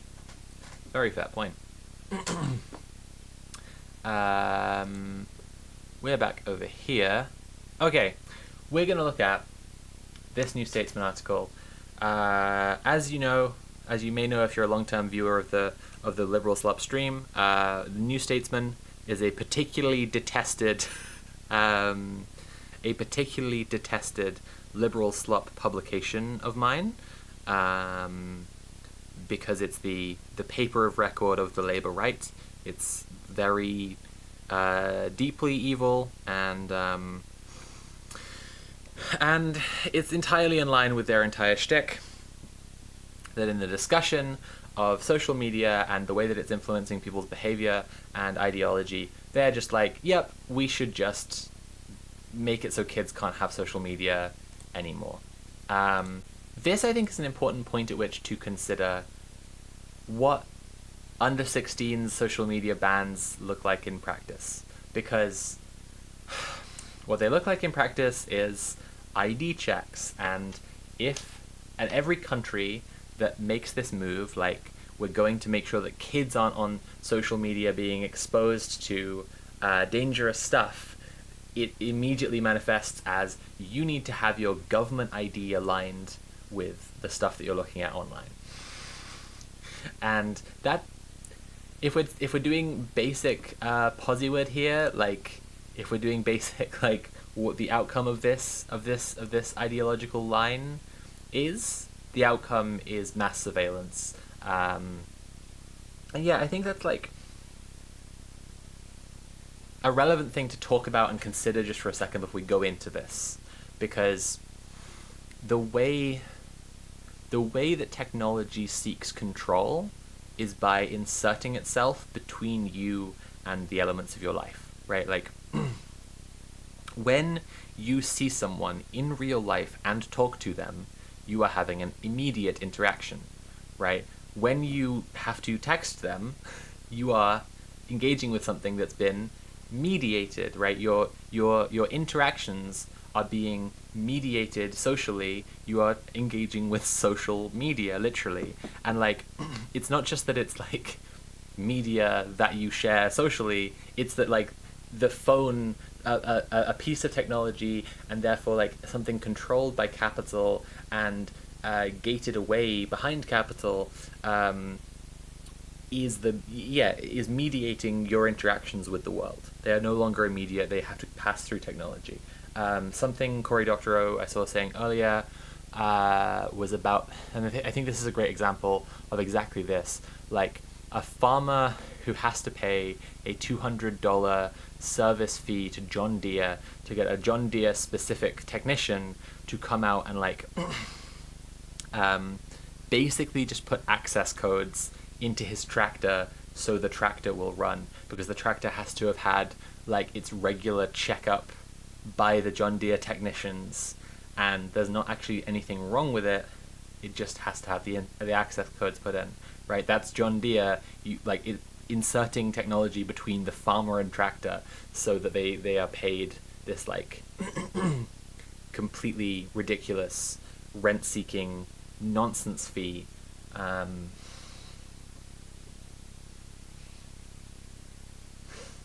Okay. Anything in chat? I'm just catching up with chat. 1 second, sorry. Iran is stopping our girl from posting. Don't worry, I'll still post. The posting might be slower. I'll just keep it continually uploading pictures of me looking hot. Just like 24/7. I'll actually get it funded by Iran because of how my outrageous body just destabilizes the entire West. Willow Treason says, cool, so kids are not human. They want infinity surveillance and to open up another avenue for murdering abused and minoritized children. It's really fucking dire. It's really, really fucking dire. I also like, okay, this is definitely a tangent, but like the level of involvement that Brianna Jai's mum has had in this stuff really fucking upsets me, because it's really obvious that people who want to push a certain kind of technological, like techno-political control, I guess, have used the death of her daughter, the like horrible bigoted murder of her daughter, as this political football, and like have involved her in it. And look, I've seen people saying like it's wrong the way that she's acting around this stuff. She is a mother who lost her child to like completely disgusting and unthinkable violence, and like I may think that what she is doing will make more kids like Brianna less safe, and that's like very clear to me as a trans woman. But I'm not gonna lay that on her, you know what I mean? Like I'm not like, let's be kind to people and ruthless to systems here. And like if you have to look at some people as like representatives of this system, you know, Wes Streeting is right there, Keir Starmer is right there, in some cases in the room with her, pushing this narrative. But like this is a discussion around, and the Guardian Weekly, I think, had it as its cover issue this week. It called it like the big tech tipping point. Actually, I'll see if I can find the cover.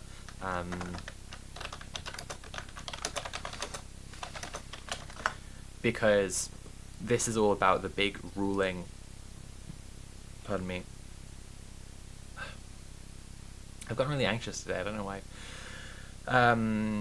This is about the big ruling about like social media addiction. A watershed moment for big tech. The tipping point. This is a summary of it. You have to get the actual physical Guardian Weekly, I think. Okay, so they'll publish this article in a bit. Maybe this will be on a future Lib Slop stream. The description of it, though, is, in a landmark case, the California jury last week found social media companies Meta and YouTube liable for deliberately designing addictive products. The ruling came the day after Meta, which owns Facebook and Instagram, was ordered to pay $375 million after a jury in a separate trial in New Mexico found it misled consumers about the safety of its platforms. Meta, YouTube, Snapchat, and TikTok are facing thousands of similar lawsuits in US courts, while governments around the world are starting to introduce measures to curb social media's grip on children's attention. So we may read this in future. What the fuck? This Middle-earth Marxist message. Keir Starmer. He really does look like an agent from the Matrix. That's actually really... I've not thought about that in ages, but he looks like Agent Brown. Hang on a second. He looks like, not Agent Smith, but he looks like... He looks so much like this guy. Oh my god. Hang on a second. No, I'm talking about Agent Jones. Agent Jones Matrix. Yeah. Keir Starmer looks crazily like Agent Jones.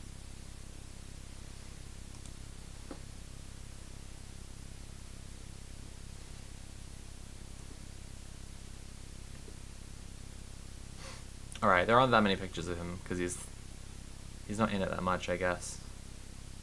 But, like, he looks so much like Starmer, it's insane. I haven't been showing it the whole time. Okay, there you go, look. Look at this! That's the same guy, exactly, that's what I'm saying.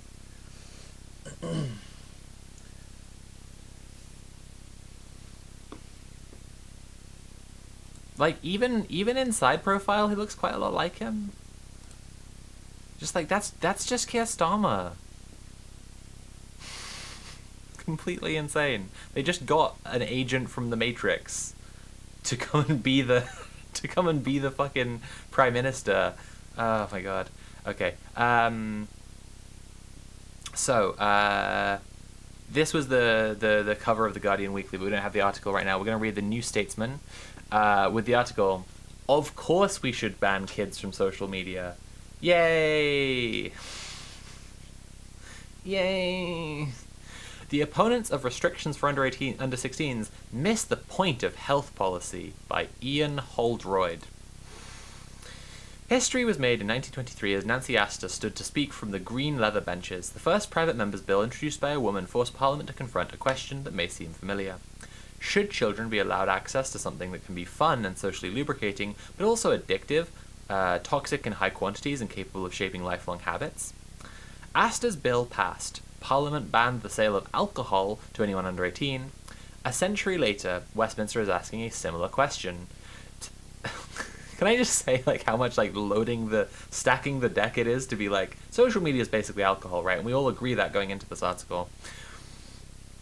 So far, this debate, like, sorry, another thing here. Social media, I think, is not socially lubricating. I think it like actively makes... I like round numbers. Thank you so much for tipping £2.37. So we're now up to £100, which means if everybody watching right now donated £2, we would sail right past the dono goal for today. So even little donos make a difference as well. We also have someone in chat, according to that last dono's name, who doesn't like when it's an uneven number. So if there are any if there are any round number ruining enjoyers, now is your moment to create a bidding war in tips. I don't think social media is socially lubricating. Like, that's a very, very dire parallel of the things that you can compare about alcohol and social media. If anyone would like to donate yuan, if anyone would like to donate in yuan, it will pass through my straight easier.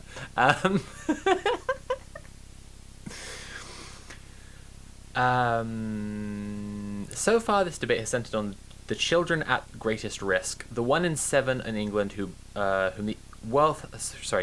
WHO identifies as having problematic social media use with symptoms including withdrawal, neglected activities, and harm spilling into daily life. But what about the other 6 children? Bans like the one proposed are not only a safeguarding reflex for most people. To distraction, thank you so much for donating £11. That's actually a very good furthering of the nice round number, because now we're on £111.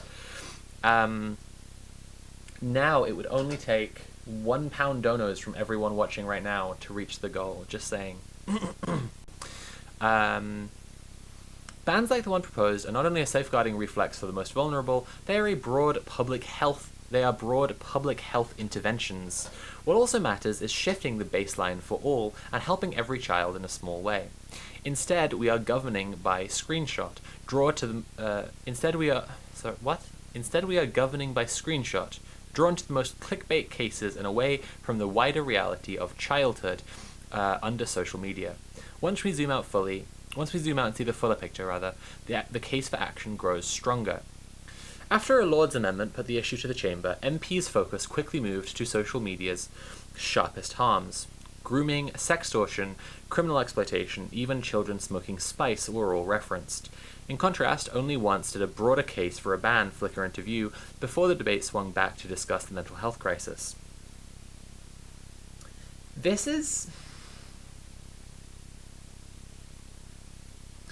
It's pushing onwards with a lot of confidence. Like, he's very sure in making this case that all of this makes complete sense, but like, a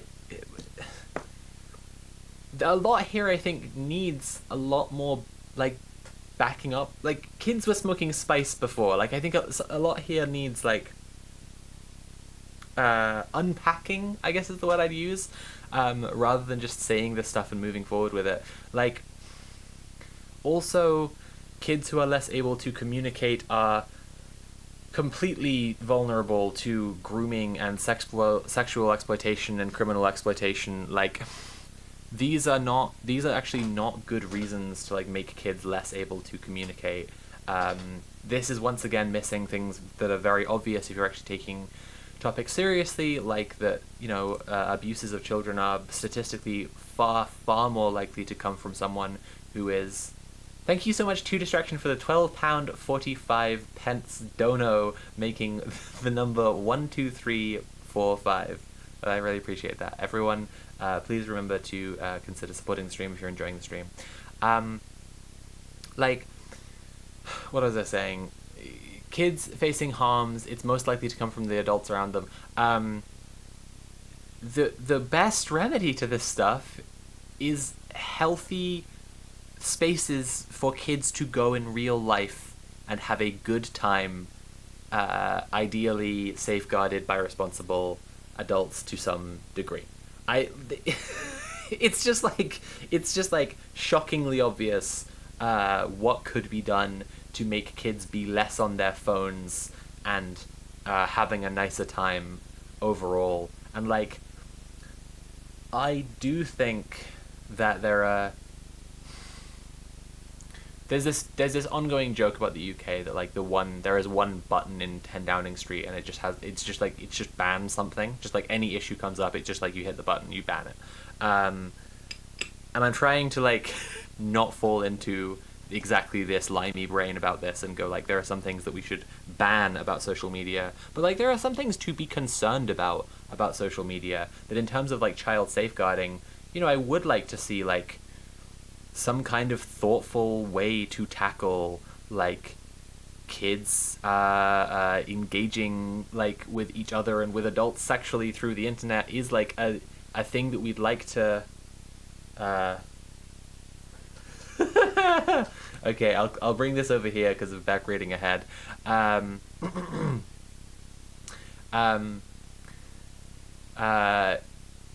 There are serious safeguarding issues and serious harms that do specifically relate to the internet that like I would like to see thoughtful policy on. But some of the broadest stuff, including this like 1 in 7 kids having like problematic social media use, like this could be tackled by kids having spaces to go and be kids. Like that could be seriously improved by kids having spaces to go and be kids. And the government before this one, the Conservative government, like completely annihilated social centres, youth centres, third spaces in general, and the Labour government before that like started the process of doing that. Like, we've seen over the last 30 years a complete destruction of real life social fabric in the UK, and like the radicalization of not just like kids towards harmful behaviors, ideologies, and I guess like the attention grabbing nature of social media, but also this is happening to adults. Like the number of people who would be at the pub being like generically racist with a bunch of other white guys who were instead like logging on as like N-word destroyer 1488 because they've got like they're like very socially isolated and becoming this like very extreme version of themselves online. Like that's a part of this. That's part and parcel of the same thing. And it's like the just lack of social cohesion and lack of spaces for communities to come together. Like I think communities being stronger and more in touch with each other and more socially integrated and more organized, definitely, but that's like much more me pushing my agenda than anything. Yeah, whatever. Okay. Let's carry on with this. And yes, the thing we're reading ahead to is that Hillary Cass is coming up because yes, there is a strong undercurrent here that we need to keep kids off the internet because what if they become trans? And they're not saying that trans people are groomers like super directly, at least not right away. But like it's a thing that's lingering here. Like it's a thing that is lingering at a ton of like the New Statesman stuff, discussing kids, sexuality, misogyny, trans people, obviously. Even sometimes when they just talk about healthcare, it's like a lingering, like, I can tell that the person who wrote this is, yeah, like, aligning to a party line of just, like, trans people are, like, dangerous predators. It's really nasty stuff. That was something I was going to say earlier about, like, the stuff with Brianna Jai's family, with her mum's involvement in this, like, social media addiction stuff, is that she has said that she feels like her daughter engaged in dangerous behaviors because of social media, and it's like, two kids who knew her... I'm going to take this one slowly, because I'm at risk of getting, like, either quite loud or quite tearful or both. But, like, two kids who knew Brianna Jai in real life were radicalized in extreme transphobia. So, if we're talking about the British government responding to things, we're all looking for the guy who did this. Various kids were, like, bullying her regularly, and then these two kids... arranged to meet up with her somewhere, and then stabbed her to death. And premeditated it to a huge degree as well. Like, talking about Brianna Jai engaging in dangerous behaviors, like,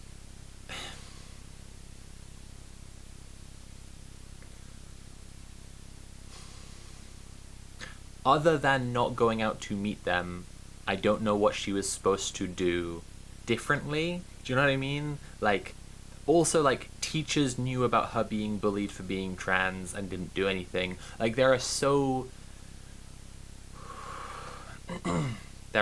many points in the story of Brianna Jai and her death that people could have intervened to make a difference. That adults in her life, the school, the government, could have intervened to make a difference so that she wouldn't have died, and they're not saying too loudly that stopping her being trans is their preferred method, but like they're aligning, like, but because that is implicitly what they're angling towards here, like they are aligning with the murderers, like they're acting like in support of her murder, condoning her murder by saying like, well, if only we could have stopped her being like so social media addicted, then she wouldn't have. And it's just like,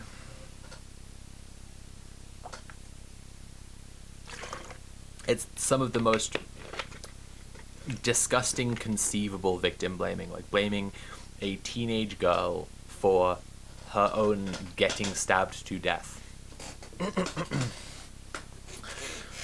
Okay, let's read on. So, here's Hillary Cass. That same framing holds beyond Parliament too. The prominent paediatrician Hillary Cass was one of the first public figures calling for a ban.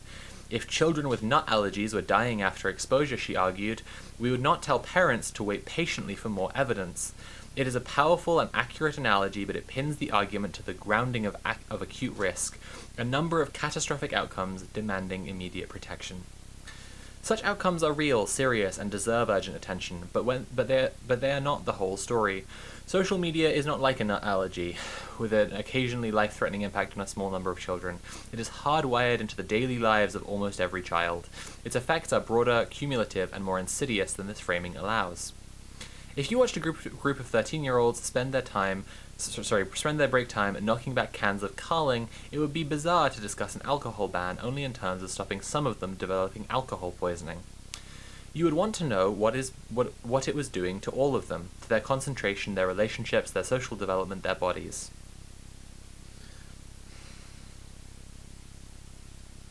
Wallada says, why wasn't the teenage girl considering what she was wearing before being killed? That's all I type before I say stuff that the mods should remove. Yeah, yeah, it's really disgusting stuff. Yeah, I mean, this stuff is so infuriating. And we'll get to something better in a second. That's like, rather than slop, some stuff that I think is like interesting analysis about how like unhelpful, but also just like bullshit the addiction framing is. But just like this stuff is never. This is a very sneaky like Lib Slop tactic here, which you see come up a few times, which is like appealing to something which you could make quite a strong leftist argument for, like, oh, this is against the tech monopolies. This is against social media and therefore against the techno-fascists.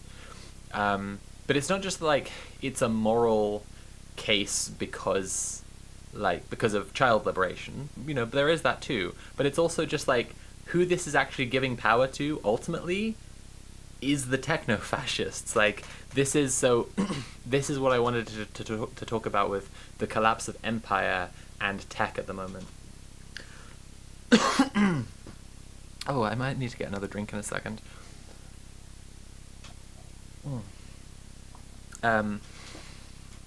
This is what I wanted to talk about with Shirara. Thank you so much for tipping £9.86. Everything is sad, but at least I can make a fun number, and you've made the number 13331. That is quite fun. Goodness, what was I going to say? My goodness, the woke greens.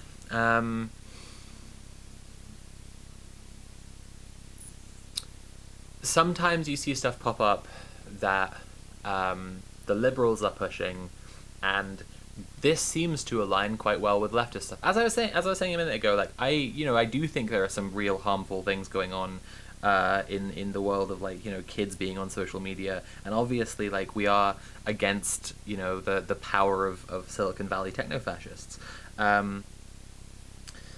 But as empire collapses, they want to shift into a version of society where technology and it being inserted in between every single step of life and existence is integral to the system of political and social control.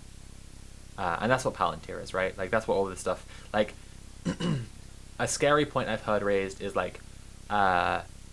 the data centers for AI, when they're empty, will they be used for surveillance technology instead? When AI has completely crashed out, will the data centers that still exist be used for surveillance? I'm yeah, quite possibly. I think that technology always sells itself in quite a convenient and very appealing to authoritarians lie of just absoluteness in its control. I think that the stuff that's happening at the moment in the Iran war with the hitting of an F-35 a little bit ago, that's very striking. But just generally the kind of opponent that Iran is against the most well-funded military in the world, and the supposedly the American military has this technological superiority. In actual fact, China is ahead of it in a bunch of important ways, but the more important thing is like to see an enemy who does not have all of the absolute bleeding edge gadgets, but fights in a smart way, like get crucial victories against the U.S. military. That's doing something to people's understanding of American power, like quite significant. And how everyone will react when the economy completely shits itself. And again, this is going to be like April 15th is like the day on which like the oil shipments from the Gulf will stop reaching America. How people will react then, I think like Peter Thiel is really hoping that technology really does have this absolute control, because if it has this power of this like technological control means really black and white total control of people, then they are going to make the Curtis Yarvin nightmare world controlled entirely on the blockchain or whatever, where everyone is just basically a slave to the ruling class. And for that, like, all the pieces are in place for that to work, except like common sense. Like the economic crisis that they're going through, right, is one where rich people can make themselves very, very rich. Like there's a date coming up in a very predictable way where everything's going to cost a ton for really poor people. The people who can't afford it will die. The people who can just barely afford it will rearrange their finances to be able to afford it and be able to afford to survive. The people who can afford it but would, but will suffer affording it will suffer. And the people to whom it makes absolutely no difference will just like trade on it and will make tons of money with this crisis. And in theory, for this like Mencius Moldbug, Peter Thiel plan of like shifting the world into this like total techno-fascism, or like when people are discussing techno-feudalism, right? This is like, it's all in place for that. In practice, people throwing Lime scooters at LAPD was like significant enough to defeat like one of the most well-funded and militarized police forces in the entire United States. In practice, we've seen it go down in Minneapolis. We've seen people resisting, and like the level and scale of organized mass mobilization, and hopefully just mass organizing and building of structures. And that's going to be the big wait and see, is always the organizing. But like the dissenting, the discontented response by ordinary people that will happen when the American economy shits the bed, I think will completely put the lie to this technological control. Like even more so than Iran shooting an F-35. Okay, I've been talking for ages. I'm gonna get myself another drink really quick, and then we will carry on with the article. Of course we should ban social media for kids. Horrible. I hate the New Statesman so much.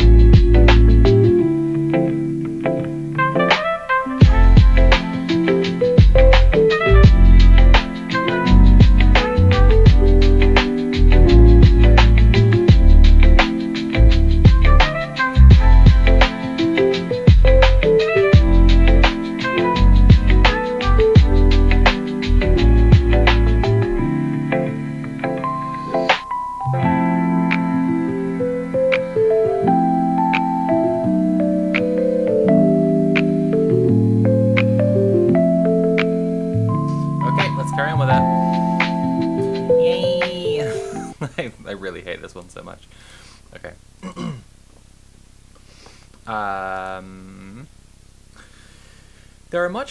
These are much closer to the questions we should be asking, and they are questions we can answer. Social media bans have only existed for 4 months, since Australia became the first country to act. While the full evidence is still taking shape, we can already see enough in 2 directions: what children's digital habits are doing to them, and what happens when those habits are interrupted. Research at Imperial College London followed 2,350 London children and found that those using social media most heavily at 11 and 12 were more likely to report depression and anxiety 2 years later. Sleep was one of the links they identified. 5 Californian academics pushed that point further, reporting that the more teenagers used their phones, the worse they slept and the less they moved. Take screens away, and by contrast, the outcomes begin to reverse. Results improved after phone bans at 90 different schools across Birmingham, Leicester, London, and Manchester. The London School of Economics found that pupils with limited phone access were more likely to get 5 GCSEs, with the biggest gains among lower-achieving students. A Florida statewide ban in 2023 had the same effect. We're really looking at... It's not on the screen. Chat, it's not on the screen. What have I done? It's not on the screen. It wasn't even on the screen.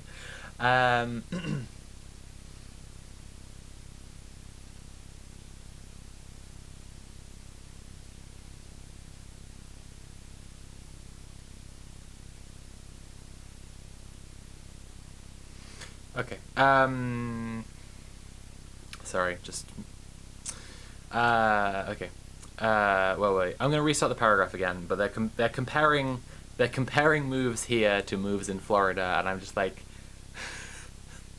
okay, are we doing this uncritically? Just like, Ron DeSantis and Keir Starmer should share the same moveset. Take screens away, by contrast, and the outcomes begin to reverse. Results improved after phone bans at 90 different schools across Birmingham, Leicester, London, and Manchester. The London School of Economics found that pupils with limited phone access were more likely to get 5 GCSEs, with the biggest gains among lower-achieving students. A Florida statewide ban in 2023 had the same effect. 2 years after pushing phones out of the school day and blocking access to social media, unexcused absences had fallen and test scores had risen in the state. Australia's ban is already showing encouraging signs. YouGov found that 3 in 5 Australian parents had seen at least 2 positive changes within a month: children more present offline, more time spent with friends face-to-face, and better relationships with their parents. I'll be honest, like, I don't like at all, like really at all, the like kids not having phones at all in schools, like the limited phone ban, like the kids turn in their phones at the start of the school day, because like, again, the kids who are suffering the absolute worst like need to be able to talk to people, and they need to be able to communicate, and like where kids could be in imminent physical danger, like again, trans kids could be in imminent physical danger from other pupils, I would rather they're able to like ring their parents if their parents are supportive, or ring any kind of supportive person. Yeah.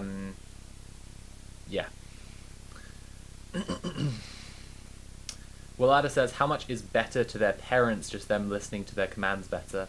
That is the worry, but also like more time spent with friends face to face is one of the things listed here. But like better relationships with their parents is like, you know, yes, that does set off that alarm bell massively. Oh, yeah. I just think this is a complex issue. I'm thinking of like people in my family who have kids, including like people in my families, some of whom have teenage kids, and it's just like, yeah, this is stuff I'm genuinely concerned about for like those kids in my family, and I can understand their parents' point of view too. I'm just like primarily concerned with the safety of the kids, rather than like how, you know, as chat put it, like how well they obey their parents or whatever. But just like, I think these are serious and concerning issues, and having had a teenage years that like, I wish some things were quite significantly different. Like, yeah, I have, I don't know. I'm not going to get into it super, like, intensively on stream, but just, like, I have a strong desire to see, like, better safeguarding in place for kids, for sure. but the conversation is always safeguarding, and so rarely is just like making interventions that make families and kids less alienated. Because the biggest thing that affected my childhood was that my dad was very sick. He had a brain tumor that was diagnosed when I was under a year old. There's other stuff that I was alluding to earlier that I'm not getting into, but just like having a parent who was terminally ill isolated our family enormously.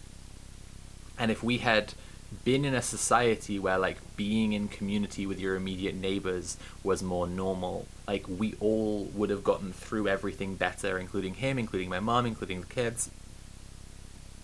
And like,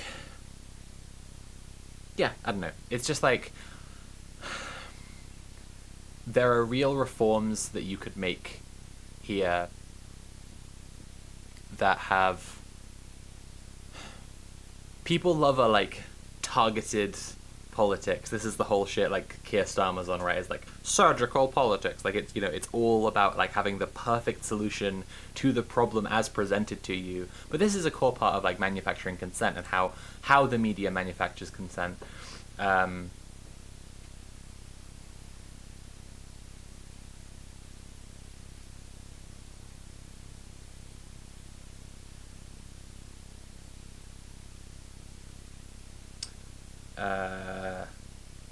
They're also like, sorry, chat is very distracting today.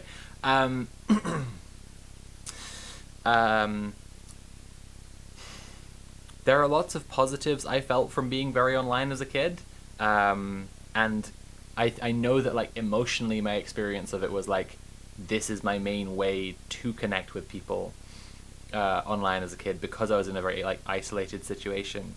And I still probably think that like other kids who went to the same school as me, who lived in like broadly the same neighborhood as each other, so like a lot of them are like still friends today because they just saw each other on a super regular basis and were this like tight-knit community. I think they had a really, you know, a very excellent experience of childhood, mostly, that like could be the model you'd want to improve things towards. And like the biggest thing was that they were all around each other. Like, human beings are social animals. Like, it doesn't have to be this problem as presented needs a solution for this problem. It can be that like broader problems in our society would have knock-on effects if we tackled them at their roots, at their core. And this is a really crucial one here, is like the alienation of everyone in society affects families too. It affects children too. And if everyone were in community more, if everyone were less alienated and like local communities were stronger, then yeah, like a lot of kids would be having a better time broadly. This is like trying to solve a like third order problem of a fundamentally fucked system with more cop logic.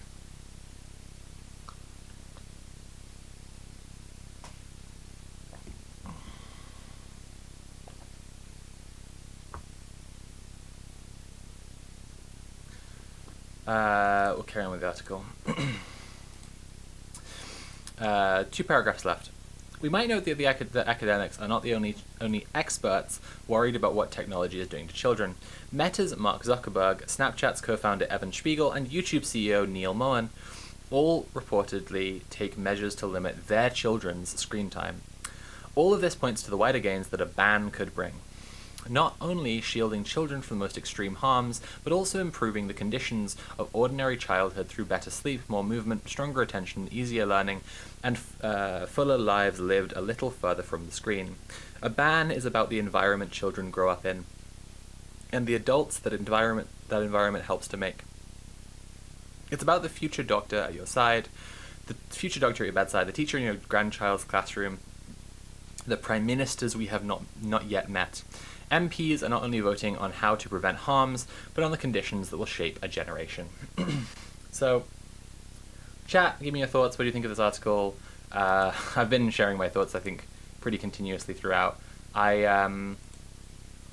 want to move on more or less straight away, but I'll hear anyone else out first who has their take to offer on the article. because I want to move on to something challenging the narrative that's like quite central here. I can't scroll through this to be the right place, but the title says dopamine is not why kids love social media, which I think is like the crucial thing here, is that like it's so broadly accepted that there is a dopamine rush based addiction going on with social media, that ignores both broader and more specific elements of what's happening here. While I wait for messages to come in chat about people's thoughts about the article, I will remind everyone, starting with VOD viewers. Hello, VOD viewers. Hi. Hello. I hope you're enjoying the VOD. I hope it wasn't too much of a sharp change to be called back in to pay attention again, but please do give me your direct attention for a second. I would really appreciate if you could support my streams, VOD viewers, by checking out the link below, by subscribing to my Patreon. That's my main source of income. There's actually an essay up there now. This is a good... I just remembered to tell people about this. There is a text essay on my Patreon that will become a video in a few months' time. It's about a video game called Terra Nil that I've been really enjoying recently, which is like a city builder in reverse, where you like do climate restoration, and the essay is exploring the game as a piece of art and its relationship to broader climate politics. So you could do that. You could just tip me directly using the link below rather. But yeah, like it says on stream, I am poor. Look here, where is it? Here, I am poor. Please support, make me a little bit less poor. Times are tough, and as we've been covering, the economy is about to completely shit the bed.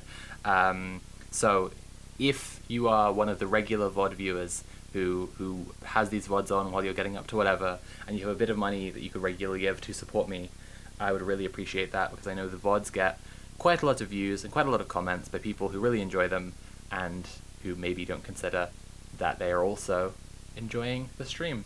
Was there another thing I wanted to say to VOD viewers specifically? Yes, that was it. If you don't have anything to give to support the stream, or you are already supporting the stream and happy with the level that you're supporting the stream at, a thing I genuinely really enjoy is when people tell me what they got up to while watching the VODs. So you'd also be helping me out if you left a comment, and even if it didn't, VOD comments are really wonderful because they broadly engage with the conversation in really deep ways. People leave really insightful long comments, and I really like that. But even if you just let me know what stuff you get up to while you have the VODs on in the background, because I know that's what people like to do, I enjoy that too. Morgan the Face says, yeah, I can finally hear Sophie. Apparently my spare phone really doesn't like Twitch. You couldn't hear me this whole time? That's crazy. Haven't you been watching for an hour?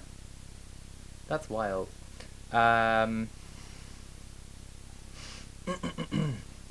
Willow Treason in chat. Oh, I wasn't done doing the plug because I only did the VOD viewers so far. Okay, chatters. If you've been enjoying the stream so far, I've been streaming for nearly 3 hours now. Oh my goodness, Morgan the Fae just tipped £20. Well, butter my biscuit if it ain't Sophie from Mars. Always a delight seeing you, dear. Thank you so much, Morgan. I really appreciate that. That's very kind of you. And we have now hit £150, which means that next month there will be an extra bonus gaming stream playing some more Resident Evil. That's exciting, isn't it, chat? Well, that's really cool. I think we'll get through the next bit and then watch some of the Ezra Klein episode. Anyway, if you're enjoying the stream, please do consider paying for the stream, as all these lovely people have done. We've now hit the goal because of it. You can subscribe or cheer or donate directly using Command Tip. Yeah, okay. Okay, the chat message is about the article. So, Princess Back Knight 666 says, wow, a bunch of rich techno-fascists subscribed to children as property model of family. Should we tell everyone? Should we ban social media? That's a very good summary of the Mark Zuckerberg limits his child's screen time. That's insane. I'm so surprised to learn that a guy who deliberately got his hair cut for 10 years to look like Augustus Caesar, who trains at Roman spear throwing, that guy, like, acts as patriarch of his household and bans his children from doing stuff he doesn't like. That's absolutely nuts and completely surprising. Willow Treason says, there's a refusal to imagine that anything could improve online. It just has to be banned. But even that is a distraction from seeing the position children are being policed into. Yeah, absolutely. That's a very good summary of stuff. Shirara says, it would be nice... Famish Jet, thank you so much for subscribing. Famish Jet says, hi, I thought I'd share that I bought HRT injections the other day, so I'm going to be starting that soon. Shout out to people who make home brews. That's really cool. Congratulations. Shirara says, well, it would be nice if banning social media for children automatically gave them a supportive home life and enough food to eat and community, but it's not going to magically do that. Yeah, exactly. That's spot on. Walada says, had to read that many times, but now I understand. I think I agree. You say correctly, the kids are not inherently property. Oh, hang on. This is a longer conversation. I'm sorry. I'm not going to wade into because I actually I think I'd have to scroll back up quite a lot to understand all of it. For some reason on my phone, you were skipping around like a record. I think it may have. I think it has a very weak processor and/or Wi-Fi chip. I see. Okay. Okay. Okay. Yeah. Congrats congrats again, as Shirara says, to Famish Jet. That's really exciting. Getting on in injectables. It's a cool time. We're going to read some non-slop before we get to the slop master himself, Ezra Klein. I shouldn't be making out to be like king of slop. I think his position is a lot more interesting than that, and I think the fact that he's like, in some regards, just right on the edge of having a really crucial awakening, or I don't know, it seems to be perpetually having a crucial awakening every week or something. It's very bizarre. It's very bizarre. Okay, we're going to read this article here. Dopamine is not why kids love social media. It's from Taylor Lorenz. YouTube Shorts, Riz Party, Clavicula's Club Stream, Heat Island's Mr. Beast's Japan Pivot, Costco's Chocolate Bunny, Twitch streaming as a dog, and the doomed project to cancel Hassan Piker is all the subheading of this article. Shirara says he relives right on the edge of the slop mode. Shirara, I just need to say I really like saying your username because I just like saying rah. It feels like it's a noise I already make as like a verbal stem, as like being a big cat, rah. So B-Rat says, who would Twitch stream as a dog? It's a mystery. Who would Twitch stream as a cat? You know? It's unthinkable. Okay. Amidst the moral panic about social media that's leading to incredibly dangerous censorship and surveillance laws, the media continues to make outrageous claims about dopamine. Oh, by the way, I'll highlight again because we've run into this issue a little bit before. I'm reading something I think is pretty good this time. I know that I'm generally pretty negative about the stuff that I'm sharing on stream, but I think that it's good for us to increasingly incorporate stuff that like offers useful and insightful analysis alongside the slop to get a better exploration of the topic in you know its totality. Also because like slop perpetuates itself in a quite set number of ways. I've now been doing this for a few years, and I don't think that I've seen a slop ed piece do something original since I basically started doing it. I'll let you know if that changes. So I think I'd rather have, you know, the stream chat, the class, you know, go to an elevated understanding of the issues that we're discussing together, and hopefully we can become a revolutionary little Twitch stream together, rather than just perpetually cover the same tedious bullshit that the slop authors are always doing. Amidst the moral panic about social media that's leading to incredibly dangerous censorship and surveillance laws, the media continues to make outrageous claims about dopamine.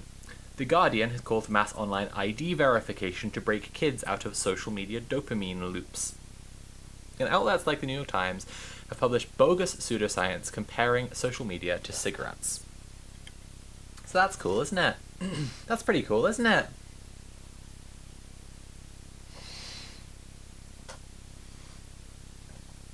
As every top free speech lawyer in the country and the writer Peter Studeman has noted, tobacco is a chemical that is ingested into the body with specific, measurable physical effects. Social media is a delivery system for speech that will be different for every user, and speech that is protected by the First Amendment because, well, it's speech. I will challenge this a little bit off the bat. Like, I think that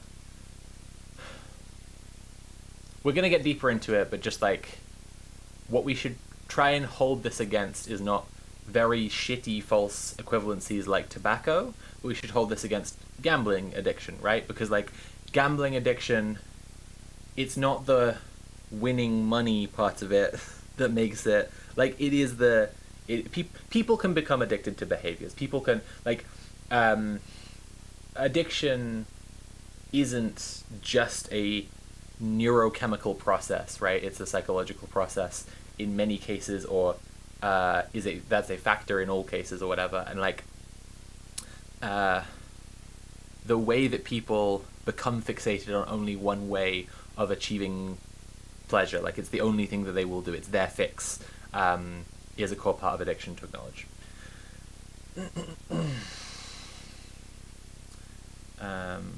Willada says First Amendment, so USA brained. Yeah, that's fair. My former Atlantic colleague, Derek Thompson, so, you know, we're not that far away from the slob,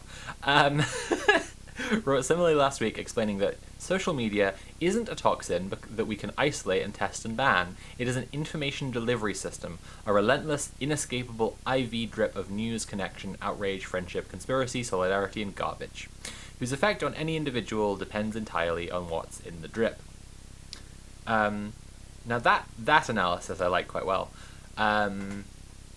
I was thinking before about, like, in the modern world, especially, I guess, the modern Western world, where, like, child labor is less common, the concept of a protected childhood, as in, like, the idea that children should get to experience some innocence and a different version of society that's just for children.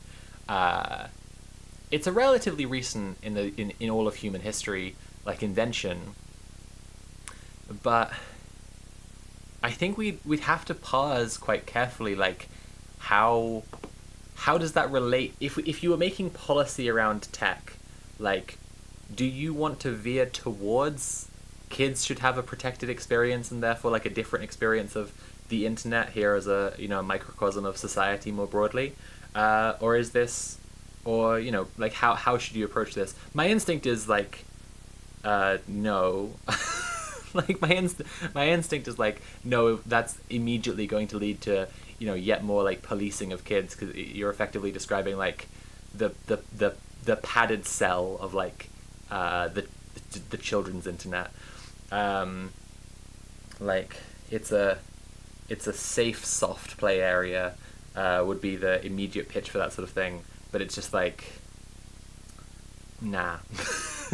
This immediately leads to, like, horrific control of what information kids are exposed to that, like, might, and that's a big lingering might, like, protect some kids from exploitation by adults, but, like, will leave them incredibly susceptible to, like, fascist ideological control.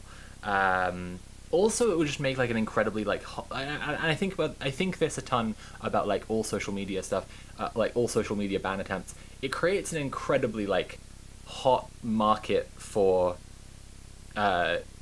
ways for kids to access the internet and to access social media.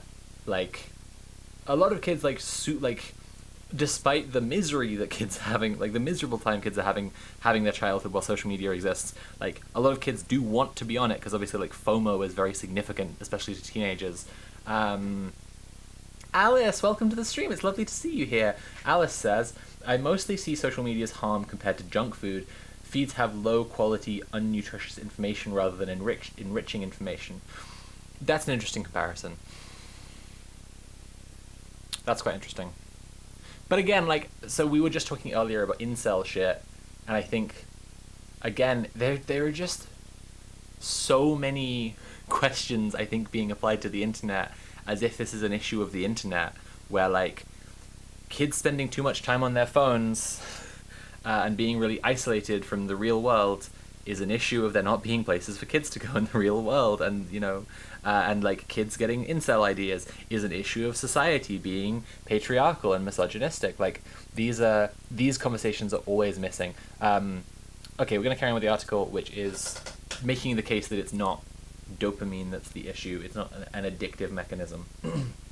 Blue Rose Moon, welcome to the stream. I don't know if if you're a first-time chatter or not, because my chat widget in Streamlabs appears to be malfunctioning a little bit at the moment. That's another thing I need to look at in between streams. But welcome to the stream regardless. Lovely to have you here.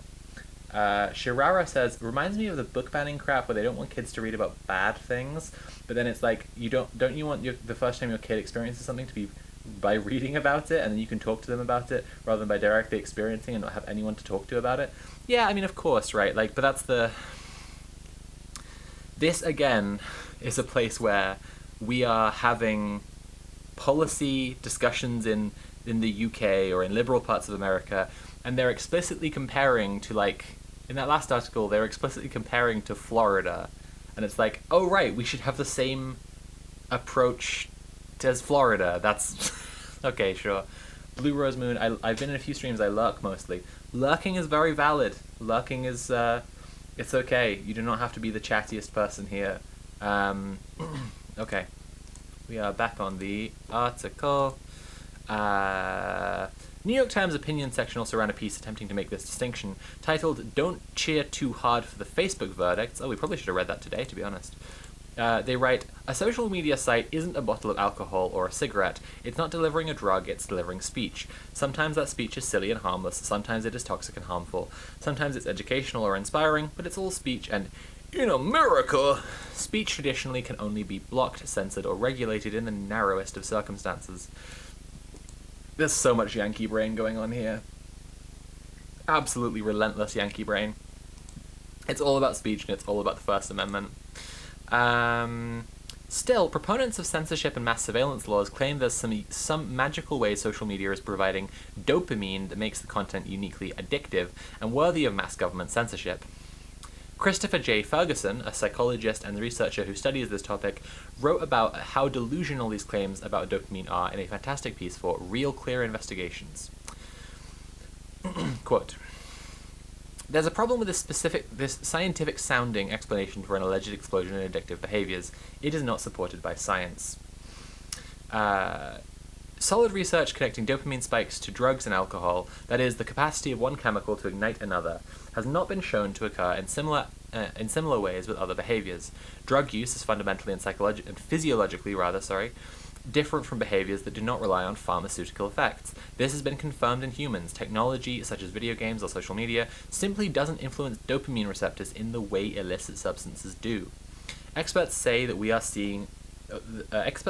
we are seeing instead is pseudoscience that appears to legitimize a moral panic about behaviors that trouble certain segments of society. By falling for this pseudoscience, parents and others are at risk of missing more fundamental mental health issues that could be at the root of the obsessive behavior, potentially harming the very children they seek to help. Addiction is an important clinical term with a troubled and weighty history, said Dean Burnett, a neuroscientist and co-author of a brief explainer on what dopamine does and doesn't do. People enduring genuine addiction struggle to be taken seriously or viewed sympathetically at the best of times, so to apply their very serious condition to much more benign actions like scrolling TikTok makes this worse. Alice says, oh, 100%, there's nowhere for kids and teens to exist offline, exactly. But also profit motive, exactly. Also, profit motives require social media to be constructed in ways that make it difficult to put down. Regulating / building better both physical and digital infrastructure is important. The problem isn't kids indoors on screens too much. Exactly. This is what we've been saying. This is what we've been saying in the stream so far. You are on the money. Okay. Where were we up to? This here I have a bit of an issue with, because this gets a little bit too, like, too up the ass of, like, doctors and the diagnostic model. Like, specifically the way that doctors approach addiction is complexly bad, but not all of it is totally bad. I'm going to give these people the benefit of the doubt, but this troubles me a little bit. Like, relying too much on the idea of, like, addiction is a very serious thing that's this specific thing and fits exactly in this box only. I don't know. Burnett likens current narratives about dopamine and technology to science garnish, effectively adding a dash of scientific language to nonsense beliefs. It's the informational equivalent of sprinkling parsley on a lasagna that's 90% horse offal. It may look nicer, but it isn't. The pseudoscience, however, does play a useful role for parents and others who seek to restrict the behaviors they find disturbing. After all, don't do X because it will dangerously rewire the reward circuits of your brain and cause addiction is more compelling than don't do X because I don't like it and I think you're wasting your time. Pete Etchells, a professor of psychology at Bath Spa University in England and author of Unlocked: The Real Science of Screen Time, says research doesn't support the claim that dopamine drives addiction in other pleasurable behaviors that don't rely on pharmaceutical effects. The role that it plays is really complex, to the point that neuroscientists no longer really consider it the sole or universal factor to consider, he said. So when we try to say dopamine surge equals pleasure surge equals addiction, that doesn't really hold up under scrutiny. You can read the full piece here. I think of a conversation I had with a safety researcher a couple of weeks ago who said that she thinks the entire framing of dopamine is deeply misleading. Using social media is nothing like listening to a pleasurable song or playing with a puppy, she said. Instead, it often causes us stress. She said that from what she's seen, social media causes frequent cortisol spikes. Sorry, clavicular. Ha ha ha. Which keep people engaged. This isn't because of some harmful design feature. It's because much of the information users confront online is stressful, and so they have a stress response. This is very different than the dopamine narrative that many grifters are pushing.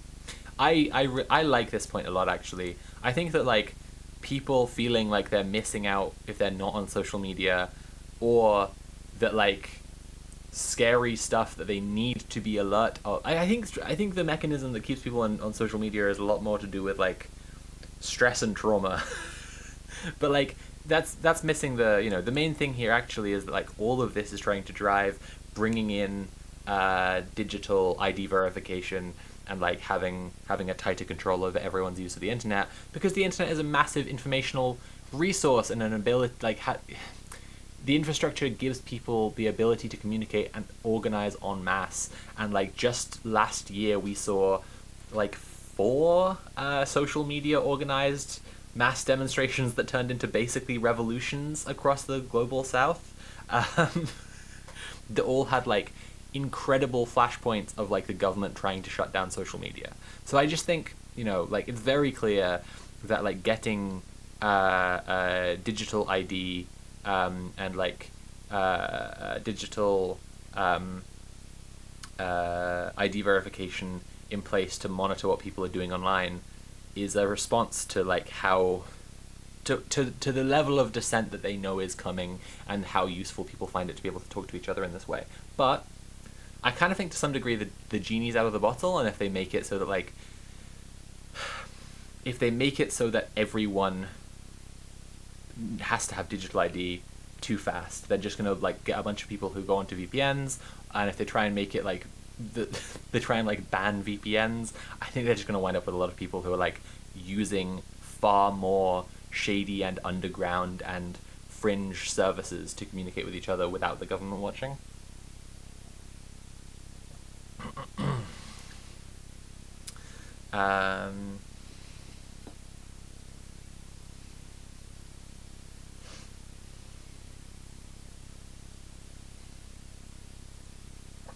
Crazy to see clavicular cited in 2 of these. Look at this. I'd only heard of him from my girlfriend showing me posts like, "Look at this idiot man. How did he become a cultural figure overnight? Am I old? You're very young. You're not old. How did he become a cultural figure overnight. I mean, he's just being elevated, and like he's being used, I think, is a crucial thing to say about Clavicula. Like, anyone who's aware of him, if you've seen him, if you watched video of him or seen any interviews with him, I think Andrew Callahan for the YouTube channel that is called, that has nothing to do with Channel 5 News, like it's just called Channel 5 News, did quite a good interview with him that shows like he's incredibly anxious. He has got clearly a very warped perspective on like life and socializing with people and what's important. Like, go figure, of course he does. But I think that it's also pretty clear to see that he's being, yeah, like, he's got the right look, go figure, to persuade a bunch of insecure young men into buying into some really ideologically dangerous stuff. So I think it's his elevation by figures like Andrew Tate that make the biggest difference here.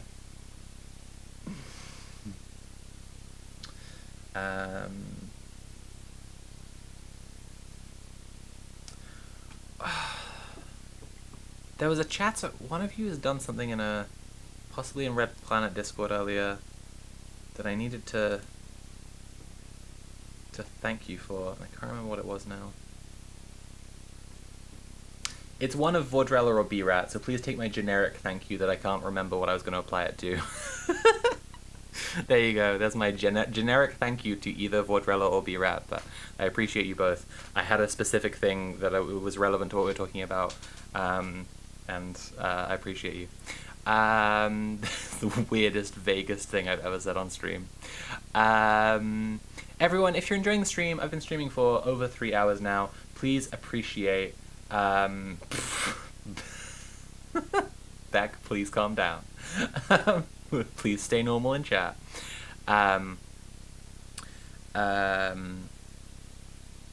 If you're enjoying the stream, please consider paying for the stream. I've been streaming for 3 hours now. I am working right now. I am doing a job. It's nice when I get paid for doing my job. You can subscribe or cheer or donate directly using command tip. We have passed the dono goal for tips tonight. We've unlocked a bonus stream for next month. But I always, appreciate the support. And you can also subscribe and cheer. Or go to my Patreon. Okay, let's carry on with the article. Funny Joke Name says, the Louis Theroux Manosphere documentary has pushed Clavicula into mainstream consciousness. I do think that's true as well. I do think that's quite true. I just feel quite bothered that there aren't, like, I don't know. An underpinning thing, I think, with liberal slop is that people who, on the face of it, have liberal and progressive politics, like, will immediately cover something like looks maxing and not address the horrible, intense, reactionary and fascist mindset that it, like, is pulling people towards. And it's just like, why are we all just participating in normalizing this stuff? And when I say we all, I don't mean you, chat. I mean, like, people with, like, very significant influence. I don't even mean me to some degree. Like, I'm an influencer, but I don't have that much compared to someone who writes in the New York Times or the Atlantic or whatever. Okay.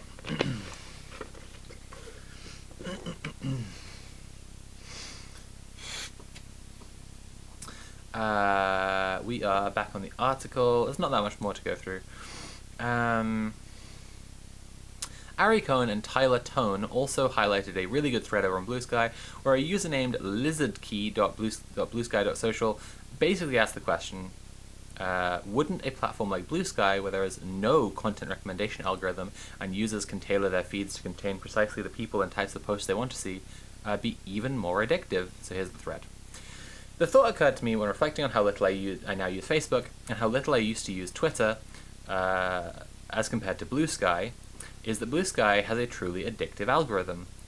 But Lizard, there is no algorithm. Yes, there is. Okay, I basically get the point of this, and I don't actually want to read something written in the way that Blue Sky users write tweets. Also, just like, those are all fine points, but Blue Sky sucks shit, and I resent every minute that I spend on it.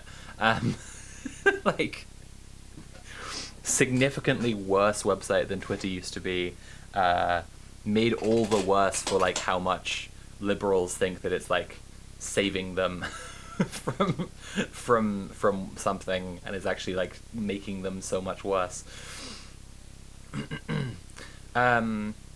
As Cohen and Tone write, it seems clear that the actual complaint is the specific content being delivered by the content recommendation algorithms is the source of harm. Of course, that's the entire goal of these social media addiction lawsuits. We know that those pursuing them aren't actually interested in changing the design of social media. Their goal is to censor harmful content. We know this in part because minutes after the verdict was announced in LA, the parents of social media victims held a press conference. At that press conference, they didn't mention a single thing about laws that would alter design features. Instead, they immediately began advocating for mass online ID verification, repealing Section 230 and passing the Kids Online Safety Act with a strong, quote, duty of care. All three of these policy proposals would lead to mass censorship and surveillance, and none of them would do anything to change the alleged addictive design of the platforms.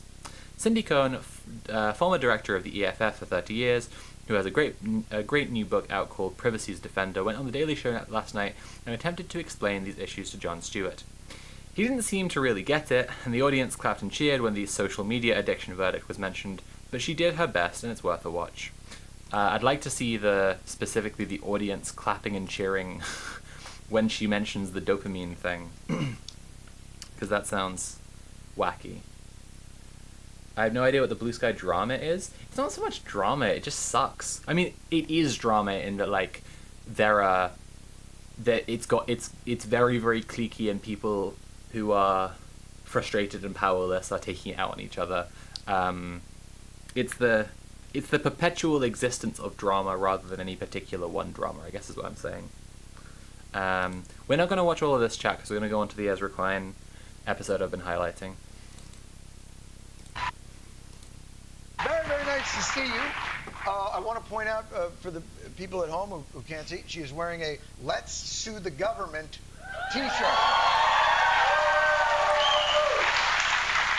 We have great designers at EFF. They made this special. What is EFF, and what is that? The Electronic Frontier Foundation is the world's biggest and oldest digital rights organization. We were founded in 1990.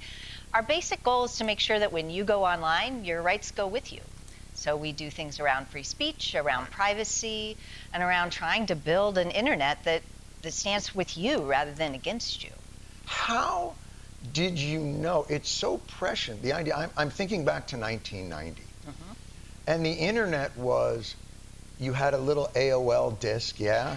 Well, maybe 95 or 6 for that. Right, yeah. It might have been, it was just like alt-binary message boards. Yeah.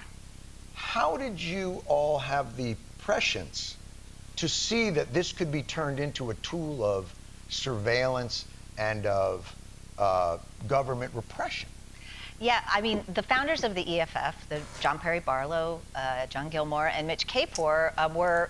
Speaking of Blue Sky, I've already said, chat, that I couldn't post to Tumblr. It turns out my post didn't upload to Blue Sky either. There's some kind of problem with my phone's internet connectivity that I'll need to look into. But I'm glad that we've had consistently pretty high viewership on this stream, because it turns out I didn't promote it on, like, most of the social media sites that I thought I did. Involved in some early FBI missteps around the internet, and they worked with the FBI, or they were like hacker No, they were like questioned by the FBI, and there were a lot of raids going on. And there was, they weren't raided, but they were asked a bunch of questions, and they realized that the government didn't really understand how the internet was working either, at least the FBI didn't. And they thought, we need to start an organization that's gonna think about how our civil liberties work in the digital age. Right. And a couple of them are pretty geeky, and they realized that the internet we were building was not very secure. It didn't have a lot of privacy or security in it. Right. And the first fight we did was to try to free up a technology called encryption that now is the reason that we have the privacy and security we have online. Most of it this is your first lawsuit. First big case. And you yeah. joined this because you're a lawyer and you're interested in this space, or you had met these guys? How did your involvement I met them kind of by chance. Honestly, they showed up at a party at my house, some of them. But I was This is all sounding very... Where did this take place? San Francisco. Okay. In the hate. Yeah. Now I'm understanding. But There's a tub of Kool-Aid. Somebody put something in something. It got a little messy. No, I was a human rights lawyer. I had done human rights. I've been in Geneva, and I came back to San Francisco to try to start a regular law practice. Right. And I met some of these guys kind of really by chance. And they were already online. You know, this was 1990, 1991. They were online at this very early internet before we had the World Wide Web. But they were doing really cool things. They were collaborating across distance. They were having these long chats back and stuff that we take for granted now, but was pretty magical back then. It's really interesting, too, that they and you decided, because I remember that time as a gold rush. So the 90s, as it started, this was when, like, every internet startup, anybody that you knew that was even adjacent, if they had a word processor, they were a startup. Yeah. And they wanted VC funding, and they were going to, you know, make a ton of money. And you and this group decide, we're not going in that direction. We're going to go in the protecting citizens' rights direction, where the real money is. Yeah. Why would you? My stock options are so great. Right. Yeah. I mean, look, I think that there are people who, you know, plenty of people in the early internet were interested in making money. I don't have any judgment about that. Sure. But we were thinking about how could this be a Yeah, I reckon this is a relatively liberal take on stuff, as I often find, like, internet, like, safeguarding and protection stuff to be. I think I'm not going to carry on with this particular one. I want to get through to what I've been promising chat the whole time, which is, of course, is Iran winning? Fucking hell, Ezra. But I guess, like, I wanted to have a bit more, just a wrap-up conversation chat, especially for people who've been here most of the time, about, like, what, the central question of today, which is just, like, so, to summarize, if you missed the start of the stream, like, we are in this specific moment where tech is most of the American economy. The American economy is, you know, dominant globally. The AI bubble is most of the tech economy, of the tech industry. And in about a week in the UK and Europe, and about 2 weeks in America, the tail end of the deliveries of oil from the Gulf, from the Persian Gulf, will run out. Like, the economic shockwave hasn't hit us yet because the supply hasn't actually dried up here yet, because oil takes some time to ship. And it's about to, right? So, like, the economy is very observably about to shit itself inside out. And I think that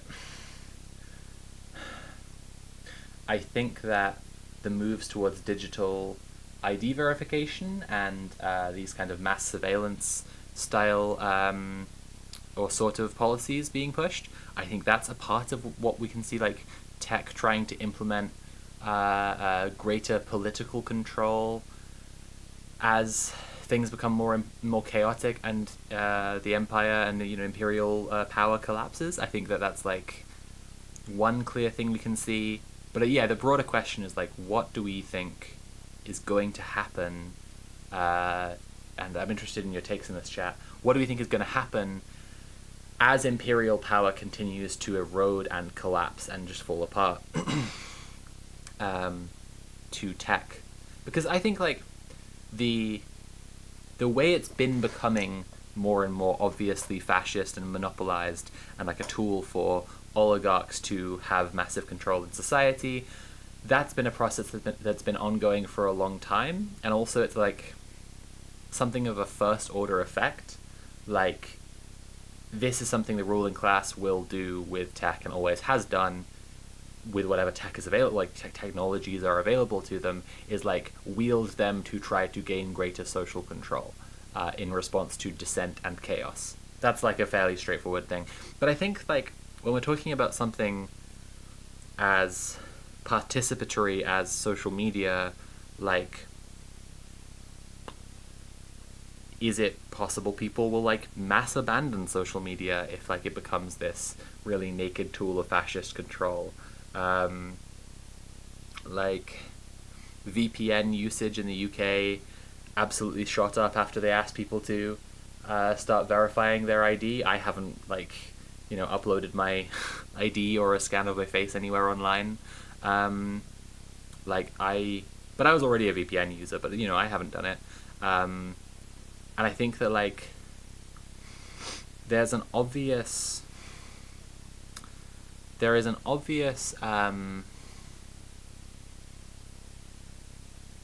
barrier or threshold of like tech literacy that a lot of people are not above, where people will not like continually seek out a more niche tech solution to like stay online but not surveilled. There's definitely like a corner that like big tech and the government can chase people into here.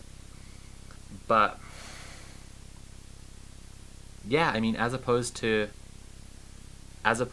being on the fascist internet, some people will just not be on the internet at all, rather than seeking like yeah, the most niche thing possible. And speaking of like seeking alternatives, something that does really bother me about Blue Sky, actually, since we were talking about Blue Sky before, is Jack Dorsey, right? Like, so Jack Dorsey made Twitter, a microblogging website that has quote posting and followings and, you know, follower accounts and retweet and like accounts that like all incentivize a certain set of behaviors that have copied almost one for one across from Twitter, and has managed to snare a bunch of Twitter's user base from disaffected Twitter users who are not happy that Elon Musk made the website explicitly much, much more fascist.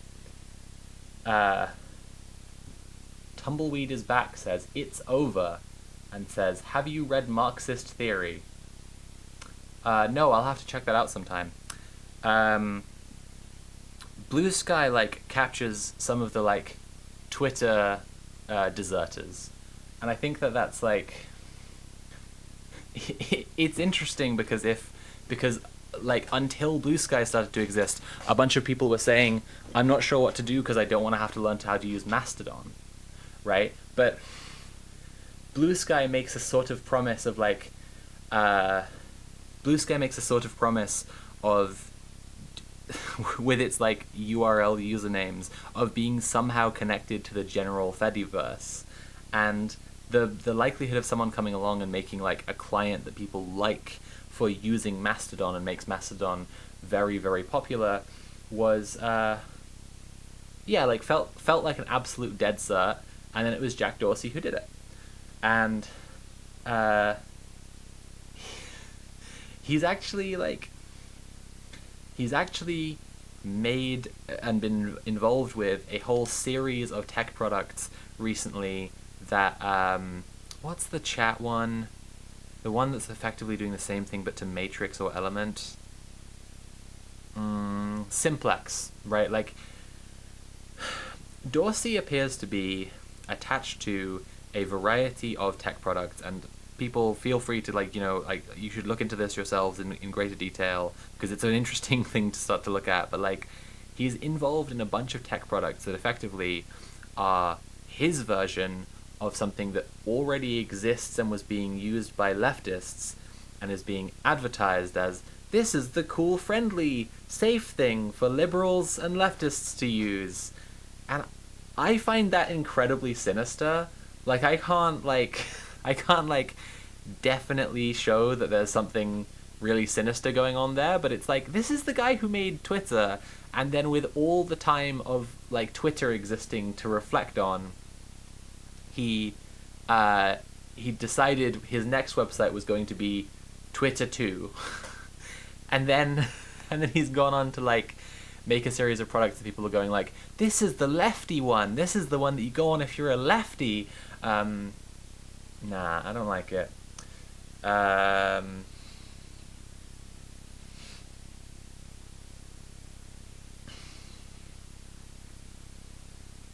B-Rat says all the big liberal accounts put Nazis and commies on the same mass block lists.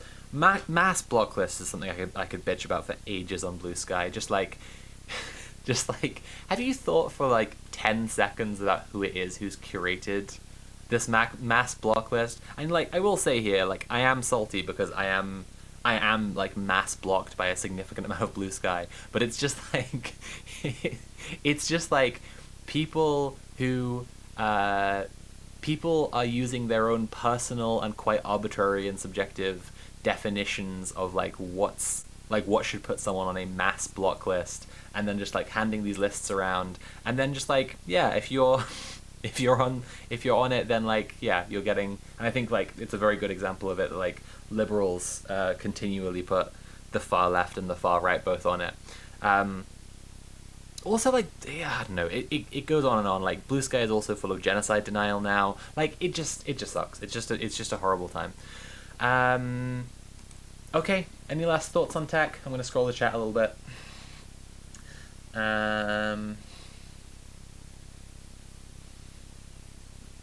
B-Rat says Blue Sky has the same main villain of the day problem Twitter had.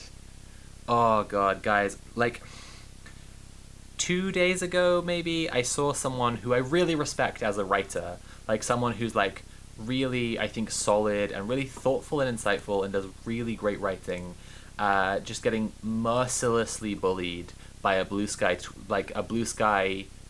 clique of shit posters, and just like her post was just like a bit thoughtlessly worded or whatever in the first place. Like, it was just like possible to generate a very bad faith, uncharitable reading of it that they like hounded her with, and then the ways that she was defending herself, they were like, you know, being as snarky and shitty as possible towards her about that too.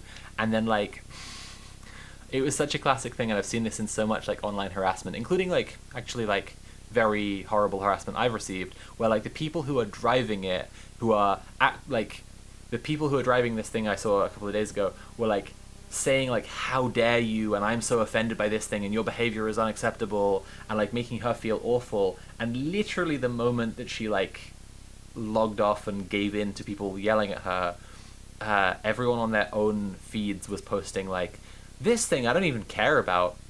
It's just like people saying like, oh, she was actually right in saying this thing, or this thing I'm not even bothered about, or she has a point in saying this thing, or she could have said it this way. And it's just like, all of these things are saying there isn't actually a reason for you to have been as horrible to her as you were, but you know, bullying people online is the only thing that makes you feel anything. So great, good job everyone, another productive day online. Okay, let's get to the Ezra Klein show. I haven't read it out on stream. I was considering going through some of it, but there is a very interesting piece here on Cory Doctorow's blog I would generally recommend, the blog in general and this in particular. I'll also link it underneath the VOD for VOD chatters. Hi again, VOD chatters, hello.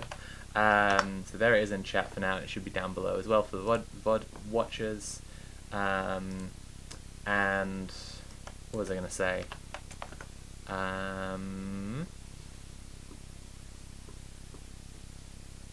Yeah, just that Cory Doctorow generally has pretty good points. Let's watch. This just tickles me so much. As soon as I saw this, I was like, I know this is going to be an excellent episode. We're going to watch, like, let's say 20 minutes of this, and then we'll wrap up the stream. So, before we start with this, I'm going to say, everyone, if you've been enjoying the stream, I've been streaming for 3.5 hours now. Please consider paying for the stream if you're enjoying it. We have passed the dono goal for the day, but that doesn't mean I wouldn't still appreciate being financially supported and having more money to be able to enjoy my life. So please subscribe or cheer or donate directly using command tip. Consider gifting subs to each other.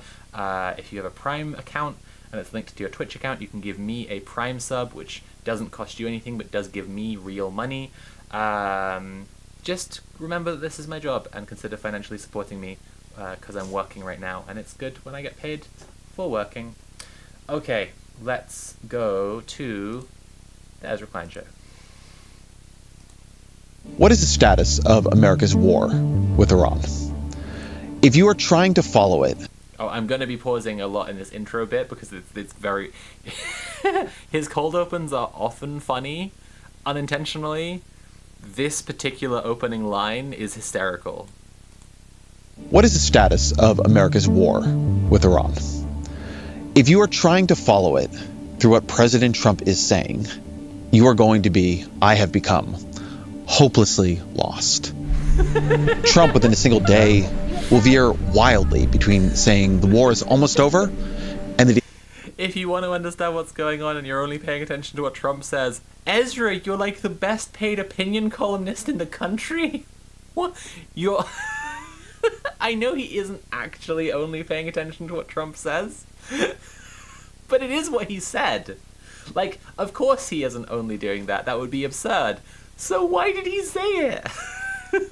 He's preparing to escalate it dramatically, that negotiations are going great, and that there's no one to talk to, that Iran must open the Strait of Hormuz, and that America doesn't care if it's closed. On Wednesday night, in a nationally televised address, Trump sought to finally clear the fog, to make the path clear to the American people. Can I make this like a little quieter? Because it's actually quite harsh in my ear at the moment. And to our allies. I've made clear from the beginning of Operation Epic Fury that we will continue until our objectives are fully achieved. Thanks to the progress we've made, I can say tonight that we are on track to complete all of America's military objectives shortly, very shortly. We're going to hit them extremely hard over the next 2 to 3 weeks. We're going to bring them back to the Stone Ages where they belong. It's a little hard to say which goals exactly we've achieved, because from another perspective, Iran seems to think it's winning this war. The regime has survived. It has learned how much power it can exert over the world economy by choking up the Strait of Hormuz. It has seen sanctions lifted on its oil, and it's looking towards a new order where it charges countries to pass through the strait. And Trump appears to be abandoning the strait. That, I think, was the most shocking part of his speech, telling our allies it's their problem now. The promise Trump made was an end to threats from Iran. He repeated that promise on Wednesday night. Tonight, every American can look forward to a day when we are finally free from the wickedness of Iranian aggression and the specter of nuclear blackmail. Because of the actions we have taken, we are on the cusp of ending Iran's sinister threat to America and the world. But if you listen to experts on Iran, that is not what they see coming. What they see coming is an Iran that has learned quite a lot from this war, and that might emerge from it much more dangerous. Suzanne Maloney is the vice president and director of the Brookings Institution's foreign policy program. She is one of Washington's lead. Why is one called a regime and the other a government? It's a very, very, very good question. Leading Iran experts, having advised multiple presidential... I guess, like, because one of them did airstrikes on its own people. Oh, wait, that was America. Well, it must be because one of them has a history of, like, undercover cops being part of, like, religious militias who will do things like burn down the houses of people that they don't like. No, that's America too. Hang on. Well, it must be because... okay, I'm not going to keep up with it. This... hang on, he hasn't quite got to it yet. We'll just... both Democratic and Republican, okay, and written or edited a number of books on Iran. Yep. And I was really surprised how blunt she was here. Iran, she said, thinks it's winning this war, and there's a good case that they are.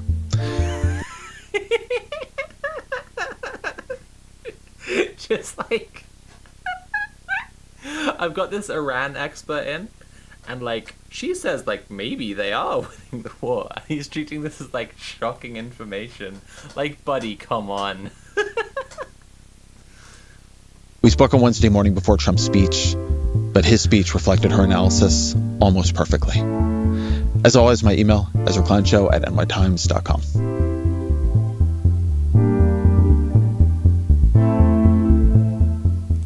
Suzanne Maloney, welcome to the show.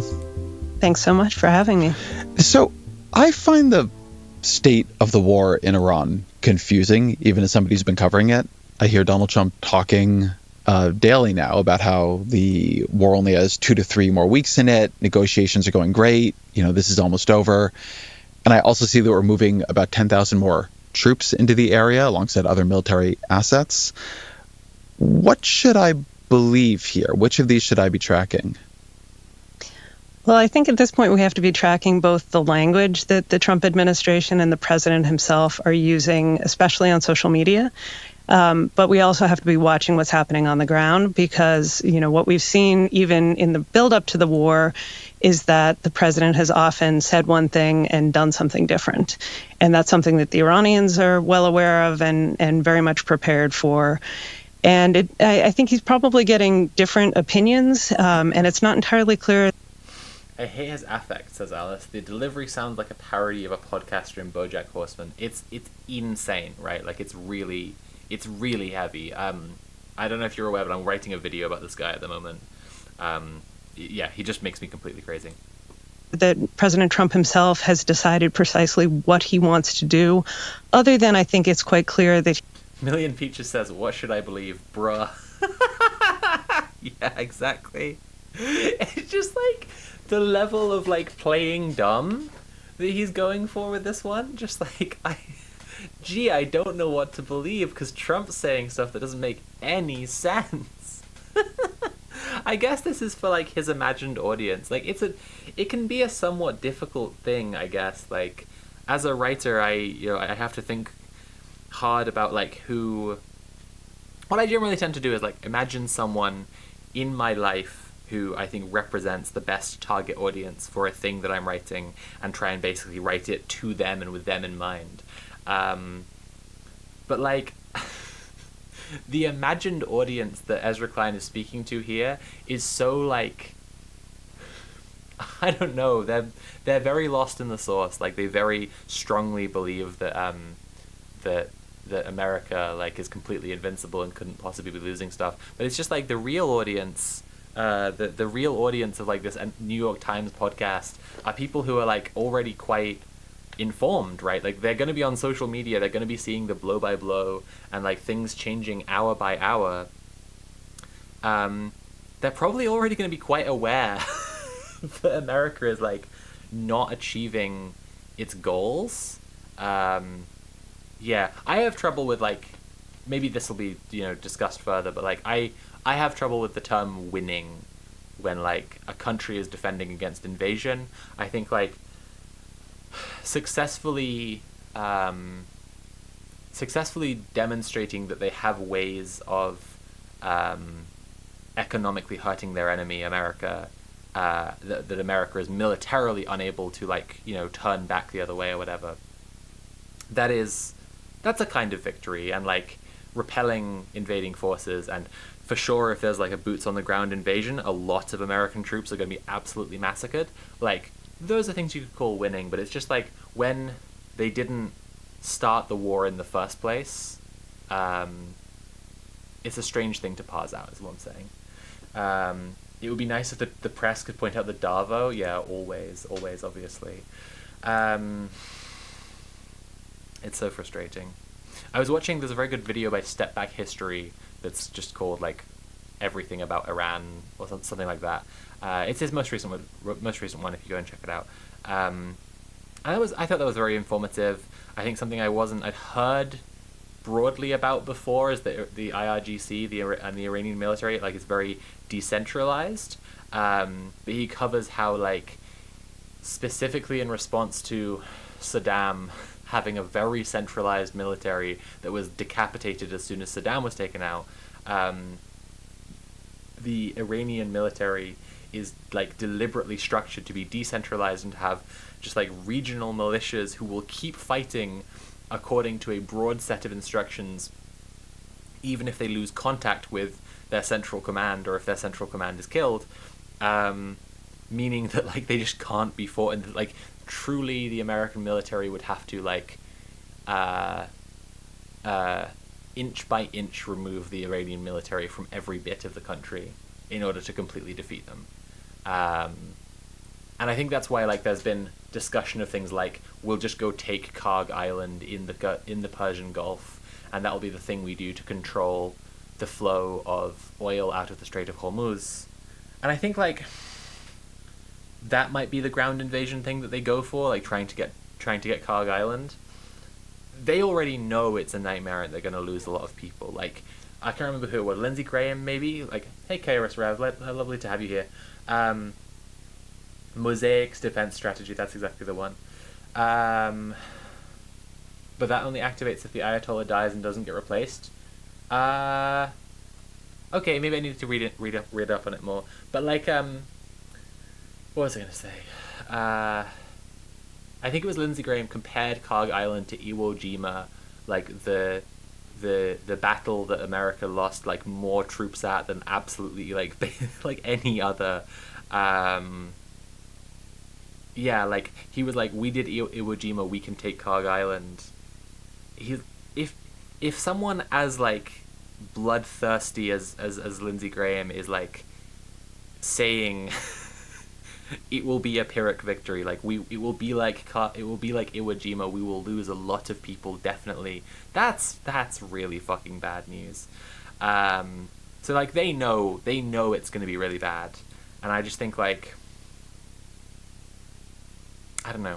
Ezra Klein does not need to be speaking to his audience as if they don't know that it's going badly for America.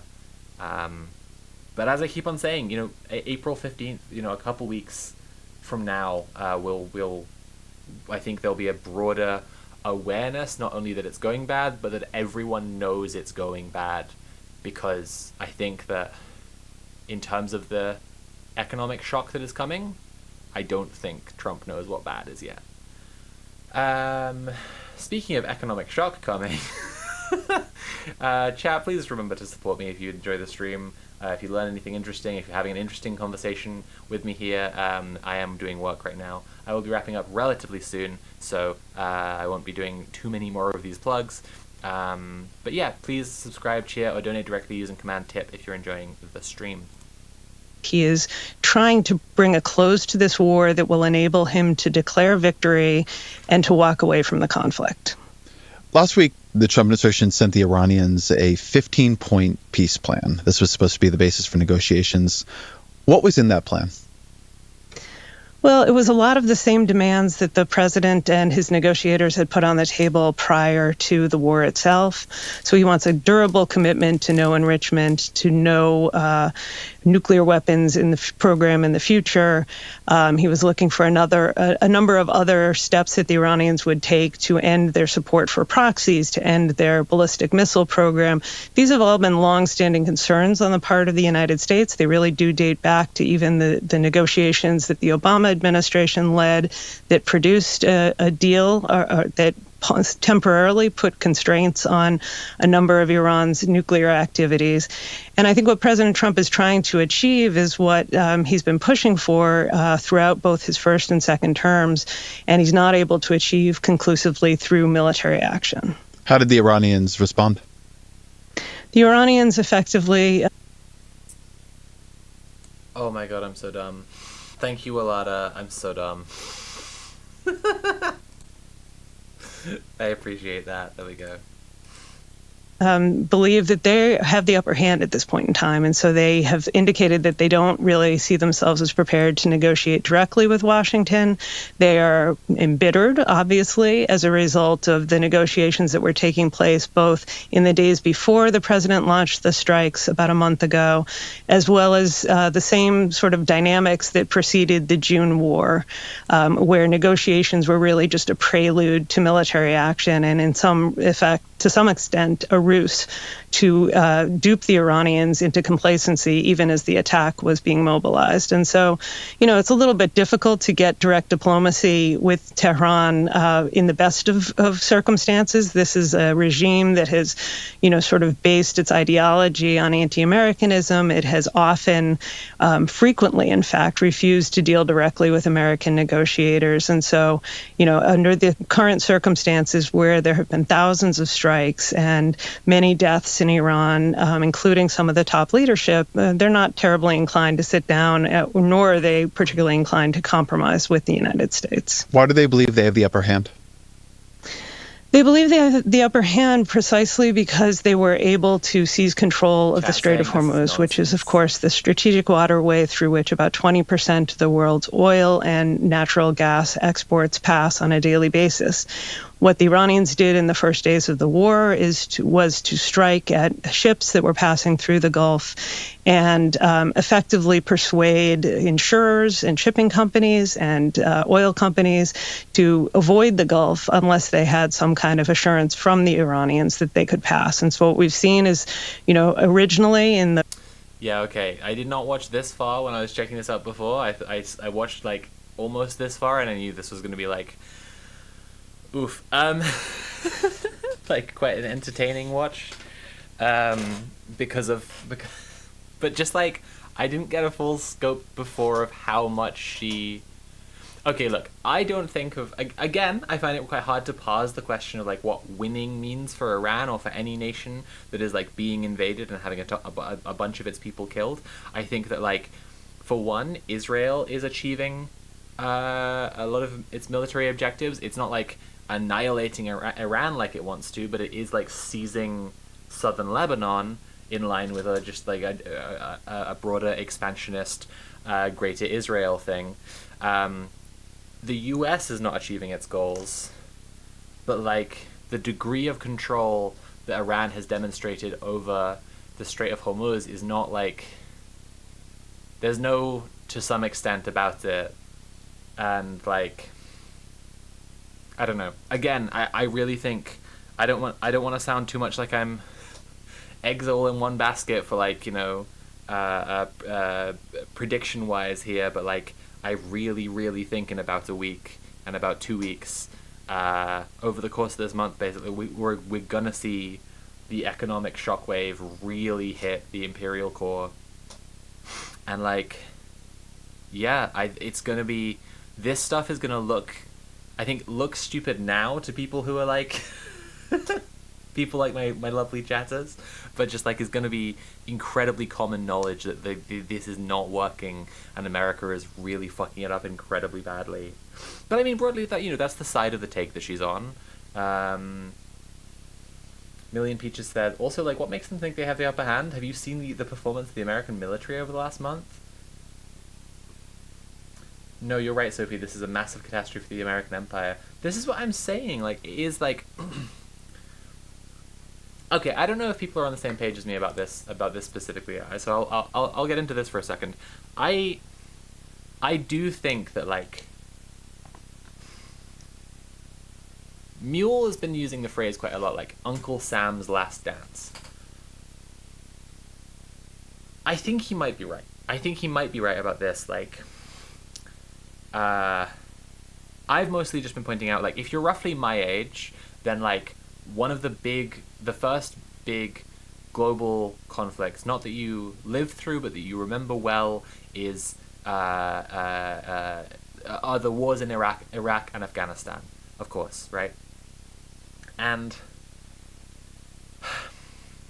the specific rhyming nature of history is like incredibly intense in this moment where about a quarter of a century ago, there was a catastrophic financial crash after America invaded two of the poorer, weaker countries in the Middle East and beat the fuck out of them in front of all of their neighboring countries to show that they could, with the aid of a massive multinational coalition of countries, just after they experienced a terror attack caused by blowback that they created with their previous imperialist meddling in the Middle East. In the modern day, we are in the midst of a worsening financial crisis that's about to go sicko mode on all of us.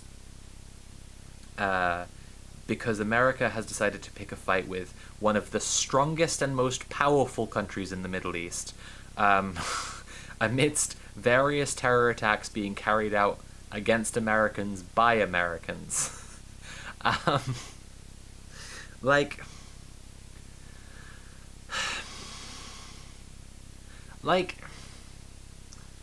I don't know. It's a bit strong. And we'll, lovely to see you, Artist, and thank you for hanging out. It's been nice to have you here, and have a good night.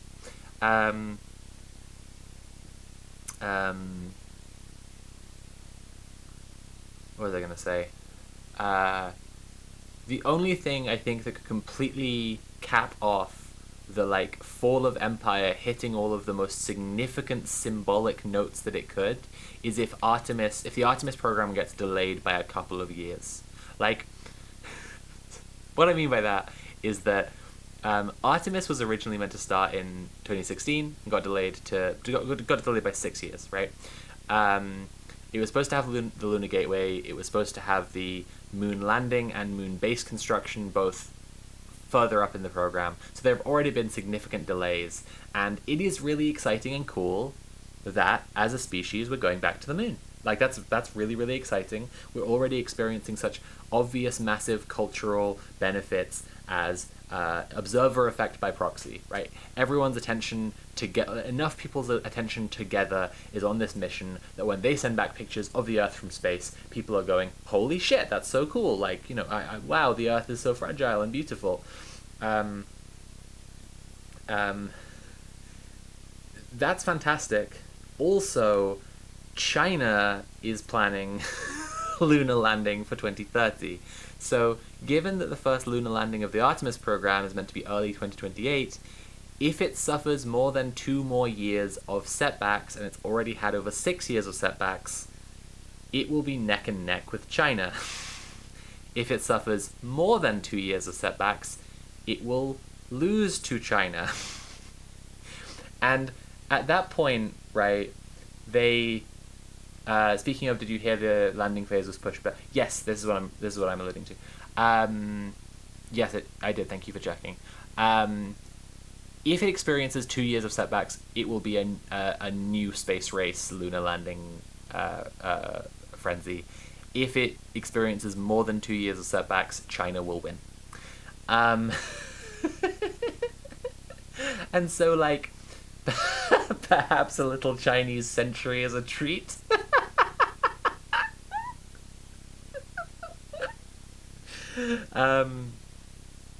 Yeah, I just, like... It's a very specific kind of, like, history rhyming here, where it's, like, it is hitting all of the beats in downfall that it was in ascendancy. And I guess all of this is a very long-winded form of me saying I do think that the invasion of Iran, like the bombing and invasion of Iran, this U.S.-Israeli war on Iran is like has poured gasoline all over the United States and lit the match. Like it's already just so fucked. Million Peaches says, not to mention the massive 23% budget cut for NASA as a whole and the proposed lunar colony, lol, it's a fucking joke. Absolutely, like it's I love Artemis. I have a Lego model of the Artemis 1 on my shelf over here. I loved watching the launch. I'm excited for them to land on the moon again. I'm excited for the base. FJN, thank you so much for tipping £3.65. But the current state of NASA is fucking dire, and it's downstream of the fascist Trump regime, and yeah, it is yet another place where like history is rhyming here, showing us like America truly at its worst, like truly at its worst and worsening all the time. Anyway, about Iran specifically, yeah, I just think this is like they fucked it in such a spectacularly well, just spectacular. I'm just going to leave it at spectacular. They fucked it in such a spectacular way that I don't think there's a recovering from this. And, like, the fact that... So we'll return to Ezra Klein in a second, but, like, the fact that we're pausing out, like, is Iran winning? Is there a case for the idea that Iran might be winning? It's just, like... If you are just trying to go about your business... and you get jumped by, like, a guy who is notoriously, like, the toughest, biggest guy, and everyone is convinced, like, there is no beating this guy under any circumstances. I guess as well as we can define winning, for as long as you, like, hold your own, you are winning. And if that guy is forced to back off, because in the process of doing this, you are like, hey, everyone should stop supporting this guy, and they do all stop supporting this guy, yeah, that's probably winning. Like, oh, Christ. Million Peaches says, perhaps a different admin could have continued to drag the corpse of their empire on for like 40 more years, but I think that they've managed to fuck themselves over to such a large extent that they're totally cooked. This is your Canadian glee at the downfall of America showing. I think there is a path in mass organizing for Americans to protect the poorest and most vulnerable of them. And it's why I'm advocating harm reduction so strongly as an organizing strategy and philosophy, as well as like specifics at the moment. Because I think in imperial collapse, like, the best possible thing that could have happened for the entire world is like I guess like eco-socialist, massively popular eco-socialist comes in with a huge mandate and shifts the nature of the richest countries on earth to be more sustainable and at harmony with the rest of the world, and more peaceful relationships to the rest of the world. And yeah, I think that's the best possible thing that could have happened.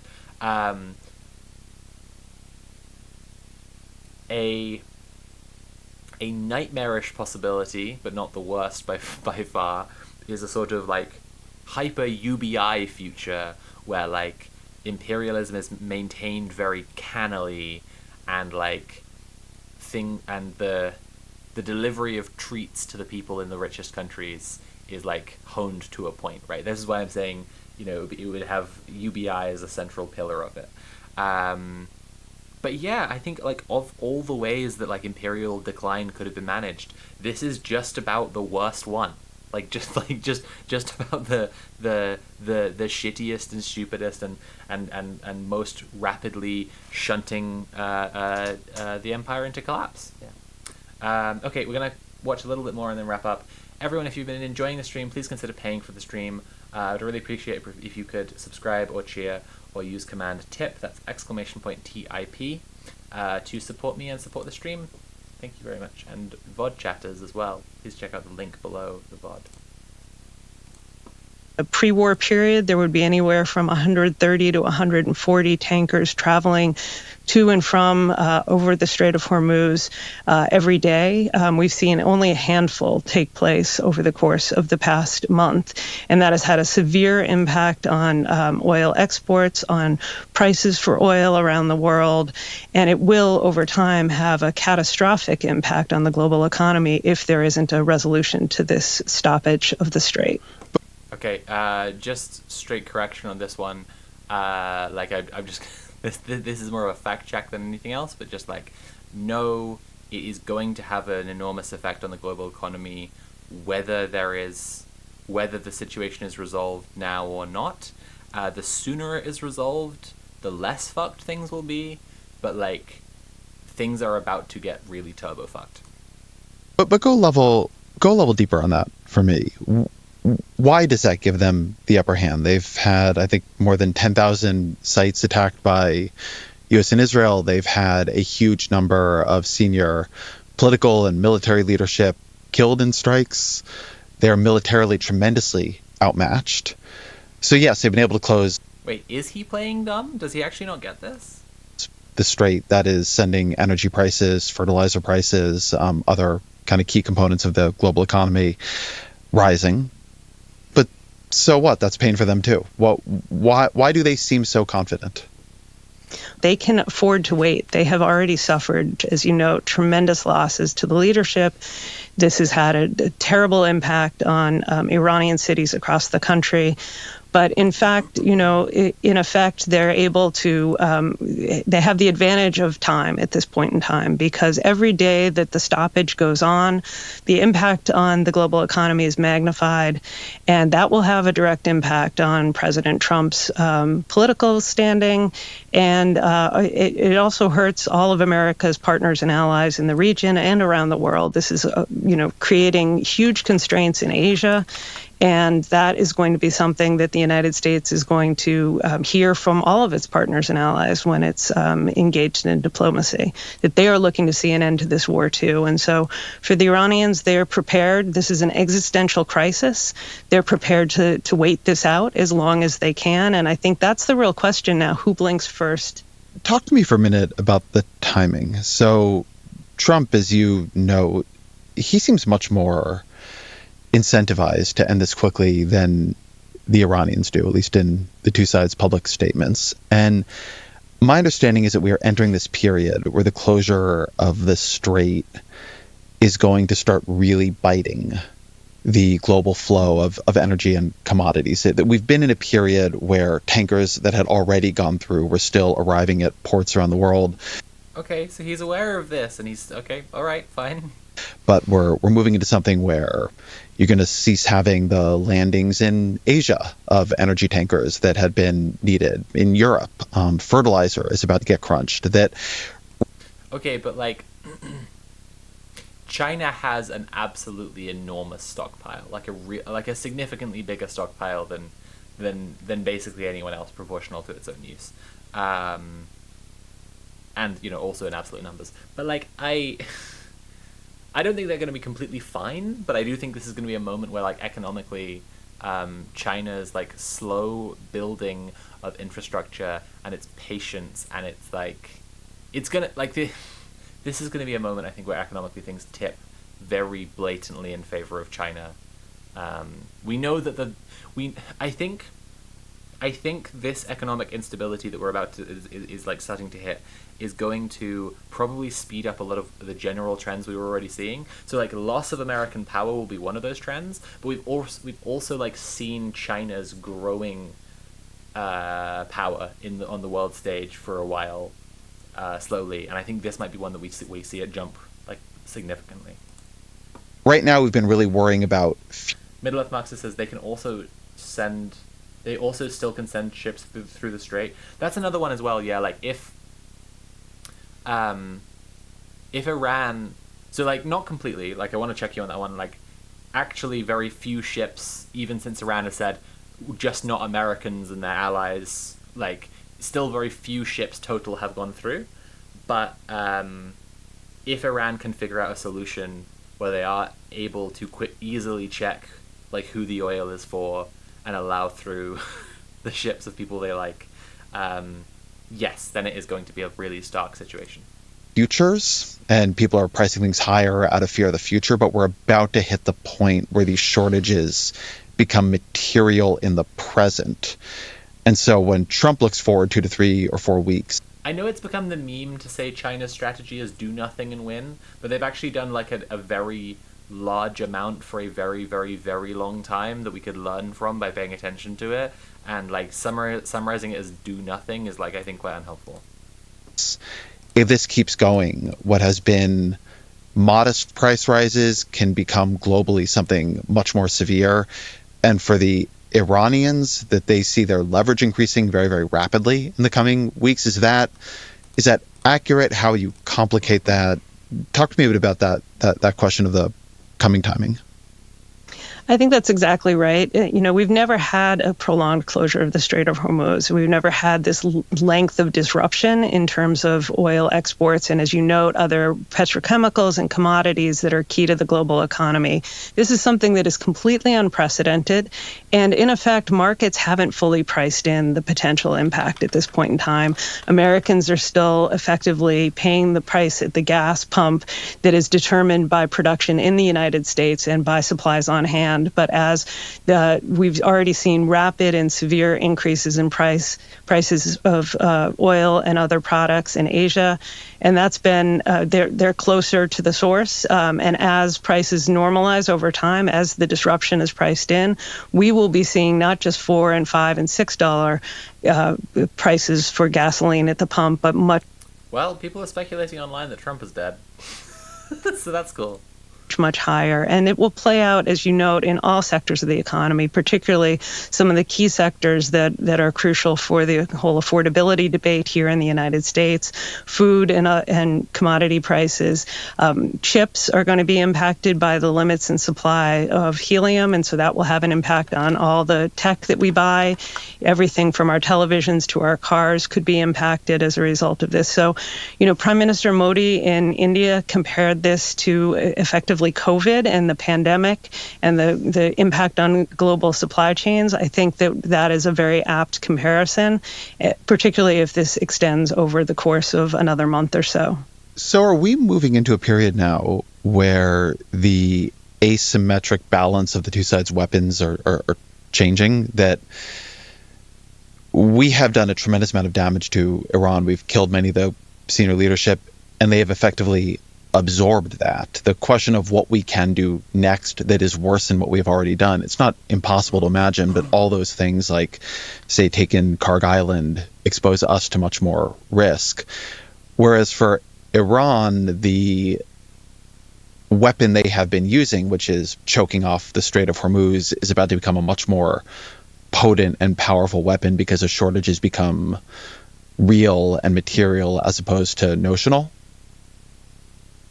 Yes, I think that's exactly right. And from the Iranian perspective, they now believe that they have survived this war. The regime was not taken down, even though Ali Khamenei, the individual who had been the supreme leader for 37 years, was killed on the first day of the war. And a number of other senior figures have been eliminated. And we see this happening on an ongoing basis.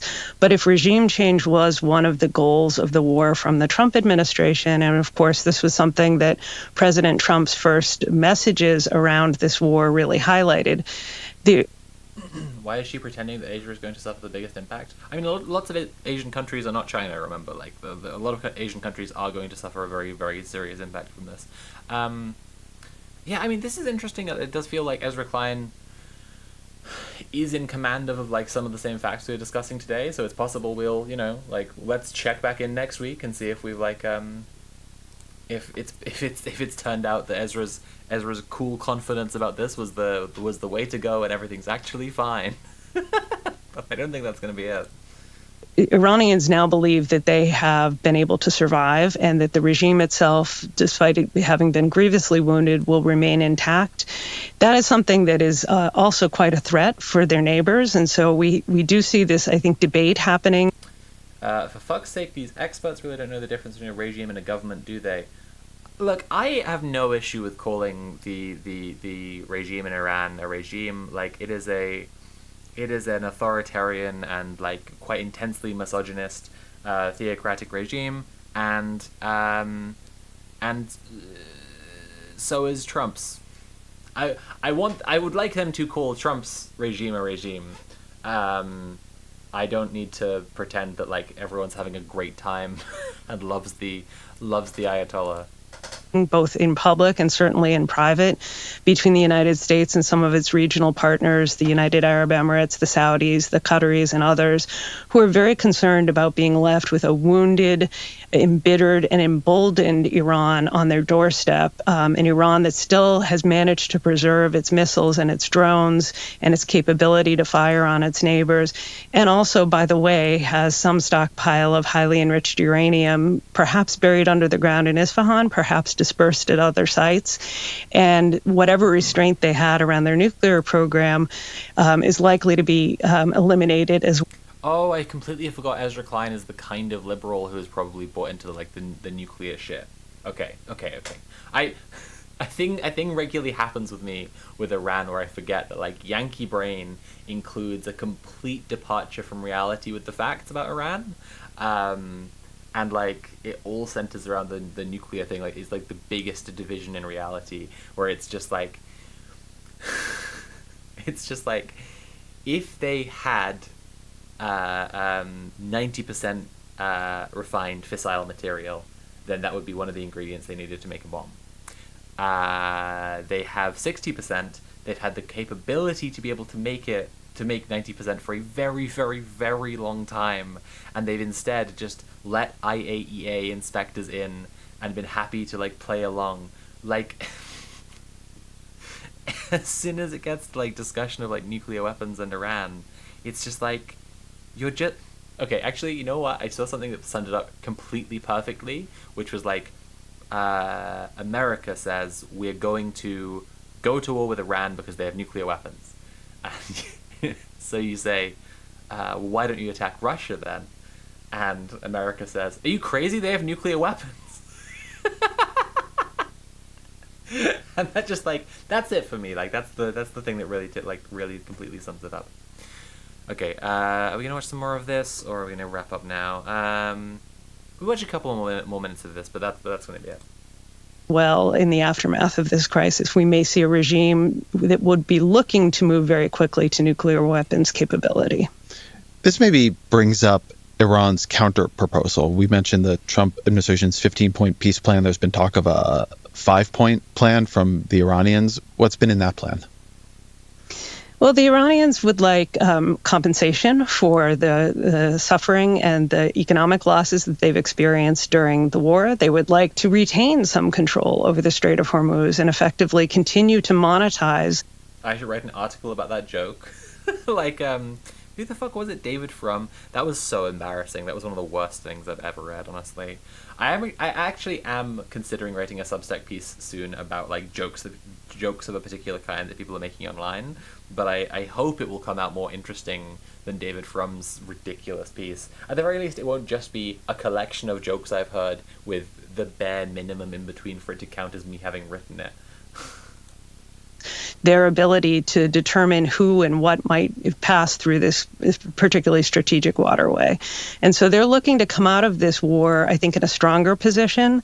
And that's not entirely inconceivable. It's going to be, a regime which has taken enormous hits. The country has suffered tremendous losses in terms of its productive capabilities, in terms of its own economy. And as we know, that was in pretty dire straits. The economy had collapsed to a point where people went to the streets back in January in very large numbers all around the country. So they're facing a really difficult situation, but their goal is to essentially use their leverage at this key moment to ensure that they come out in a stronger position.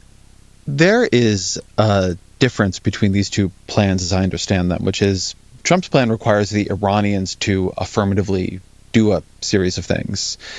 Iran's plan, at least in some of its dimensions, seems actually somewhat under their control. They clearly have the capacity to turn the Strait of Hormuz into a toll booth, where in order to pass it, you need their permission, and that either comes from alliance with them or paying them off. I doubt they're going to get reparations from America as they're asking for, but if they begin monetizing the strait, that is a form of money coming in. And the sanctions thing I would think would be absurd, except for the fact that we've in fact lifted sanctions on Iranian oil, and they're making more money from that than they were now before, is my understanding. So that also seems suddenly possible, particularly... Okay, yeah, this is a bizarre episode. I'm going to wrap it up because it's super late here and I don't want to be streaming past midnight. But yeah, just super bizarre. I really can't pause if Ezra Klein is just, like, staggeringly ignorant on this topic, or if he is just, as I initially thought, like, trying to play to an imagined viewer who, like, has really bad Yankee brain, I guess.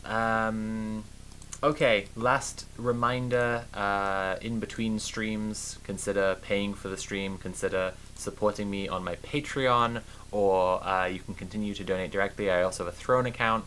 On my Patreon, there is a text version of a video of there's an essay in text form that will become a video in a while. There will be more stuff, including the Ezra Klein essay, actually, will be appearing. What am I trying to say? Over the next, I don't know, hopefully a few weeks. I'm in a big writing push at the moment. I'm getting some stuff finished up. It's a good time to become a Sophie from Mars patron over at patreon.com/Sophie from Mars. If you want to support me there, that would be really helpful. That's my, like, central income, my main biggest form of income, and so that really helps me out. Yeah, I think that's mainly it. Check out Red Planet. I won't be on it tomorrow, but it'll be Tim and Mule, and it'll be great as usual. Go and check it out, and I will see you all next Friday for the regular Liberal Slop stream, and next Saturday for the bonus stream, where we'll be playing a slightly modded version of Resident Evil 9. And I hope you all have a wonderful week. So, we're going to raid into Reike. You're going to have to... Oh, it's subscriber-only chat, so you can't go in making animal noises. Everybody better make their favorite animal noises in chat right here while we still have freedom of speech to meow. Freedom of meows. Good night, everyone. Thank you so much for hanging out with me, and thank you so much to everyone who supported the stream. I will see you all next week. Bye-bye.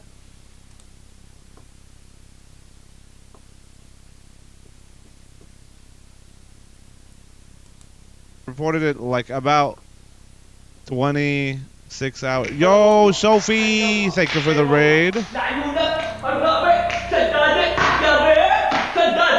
Welcome in, Raiders. Welcome in, welcome in, welcome in. Thank you for the raid, chat. Go follow Sophie. Go follow Sophie.